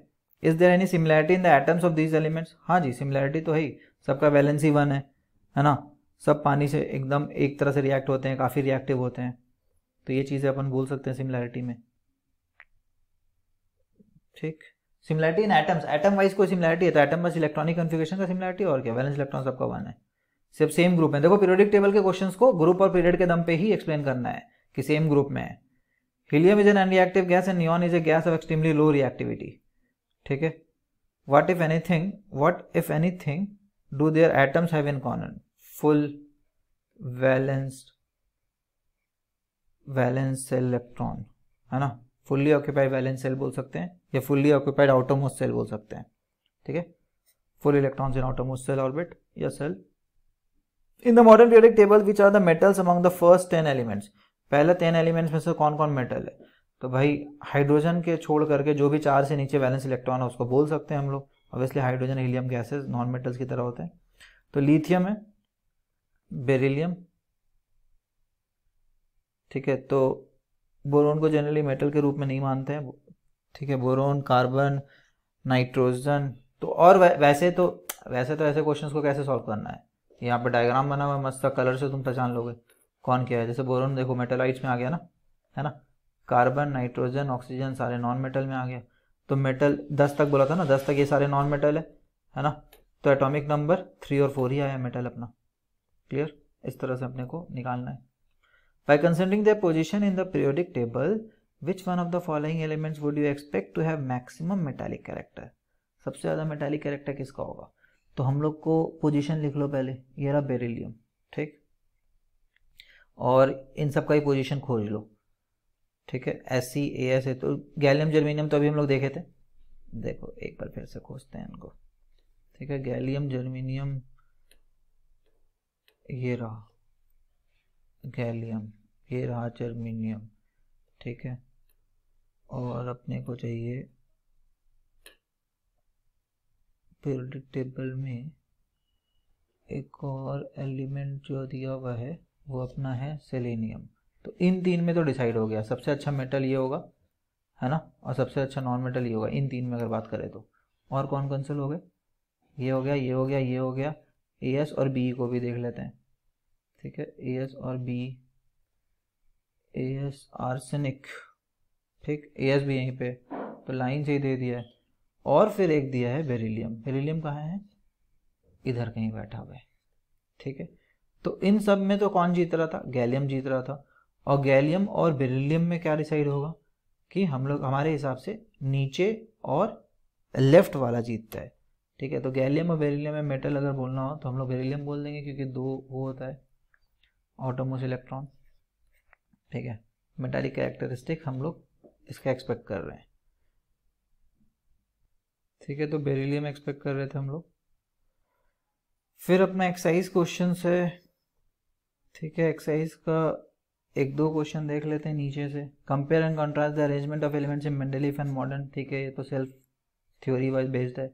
In the MPT calcium is surrounded by elements with atomic number 12, 19, 21, 38. Which of these है physical and chemical property resembling calcium. ठीक है, तो कैल्शियम का वैलेंस इलेक्ट्रॉन देख लो बस, वैलेंस इलेक्ट्रॉन. वैलेंस इलेक्ट्रॉन इसके जैसा मैच कर रहा है. किसका इसका मैच कर रहा है? इसका नहीं मैच कर रहा है. क्यों? ये पोटेशियम है अपना. ये कौन है? मैग्नीशियम. इसका मैच कर रहा है. तो कैल्शियम और 12 नंबर का सेम होगा. ठीक है, वैसे ही तुम 21 नंबर 38 21 का भी मैच नहीं करेगा. ठीक है, वैसे ही 38 का देख सकते हो. तो इसके लिए तुमको, अगर तुमको 38 तक अगर पूछ रहा है तो तुम्हारे पास तो कोई तरीका ही नहीं है. तुमको पीरियोडिक टेबल का वो स्नैप देगा तभी तुम कर सकते हो. ठीक है, तो 38 नंबर भी वैलेंसी 2 आ रहा है. ग्रुप 2 हम लोग देखे अभी कि ग्रुप 2 में, तो हम लोग को ग्रुप 2 वाले लोग का हम लोग अगेन ग्रुप एंड पीरियड से बोलेंगे. ग्रुप 2 वाला है तो सेम प्रॉपर्टीज मान लेंगे. ठीक है. How does electronic configuration of an atom relate to its position in modern periodic table. तो देख लिया हम लोग कि वैलेंस इलेक्ट्रॉन के हिसाब से ही ग्रुप डिसाइड होता है और नंबर ऑफ सेल के हिसाब से पीरियड डिसाइड होता है. ठीक, तो सिमिलर क्वेश्चन है, सारे के सारे सिमिलर क्वेश्चन देखेंगे. चलो ये वाला देखते हैं. The position of 3 elements A B C in the periodic table are shown below. ठीक है, ग्रुप 17 वाले लोग हैं. State whether A is a metal और नॉन मेटल. तो ए कैसे हो गए? सबसे राइट में. ग्रुप 17 बहुत राइट में, बहुत ऊपर, तो ये क्या होगा? Non metal. State whether C is more reactive और लेस रिएक्टिव देन ए. ए और सी का अगर कंपैरिजन करेंगे तो ज़्यादा अच्छा नॉन मेटल ही है. अब तो ये 17 वाला लोग क्या करेगा? लूज तो करेगा नहीं, गेन करेगा. गेन में जो ज़्यादा अच्छा नॉन मेटल वो ज़्यादा रिएक्टिव, तो A is more reactive. C will be larger और smaller in size than B. C बड़ा है. साइज वाला बात करें तो लेफ्ट से राइट में साइज घटता है, तो सी स्मॉलर होगा. सी स्मॉलर होगा. ठीक. वेस्ट ऑफ आयन कैटायन और एनायन विल फॉर्म बाय ए के द्वारा कैटायन बनेगा कि एनायन? ये क्लोरीन की तरह हुआ तो ये एनायन बनाएगा. एनायन क्या होता है? नेगेटिव चार्ज वाला लोग, इलेक्ट्रोनेगेटिव लोग है ना ये. राइट साइड में नॉन मेटल मतलब इलेक्ट्रोनेगेटिव. ठीक है, जैसे क्लोरीन सी माइनस बनाता है. ठीक है, तो आई थिंक मोर और less the chapter is clear. इससे अपना बोर्ड का काम बन जाएगा. इनफैक्ट मोर देन एनफ है बोर्ड के लिए, इससे ज़्यादा नहीं आएगा. दिस रिव्यू सिस्टम को अगर तुम 2-3 बार लिखोगे ये रिव्यू, तो आई थिंक ये चैप्टर कंप्लीट है. इसके बाहर कुछ भी नहीं पूछेगा. थोड़ा सा ये जो ट्रेंड वाला चीज़ है उसको तुमको प्रैक्टिस करना पड़ेगा. The more you practice the better you will become. ठीक है, thank you very much. Hope ये वाला वीडियो काफ़ी हेल्पफुल रहेगा और बोर्ड में पीरियोडिक टेबल से एटलीस्ट कंप्लीट मार्क्स दिलाएगा. ठीक है, बाय बाय, थैंक यू.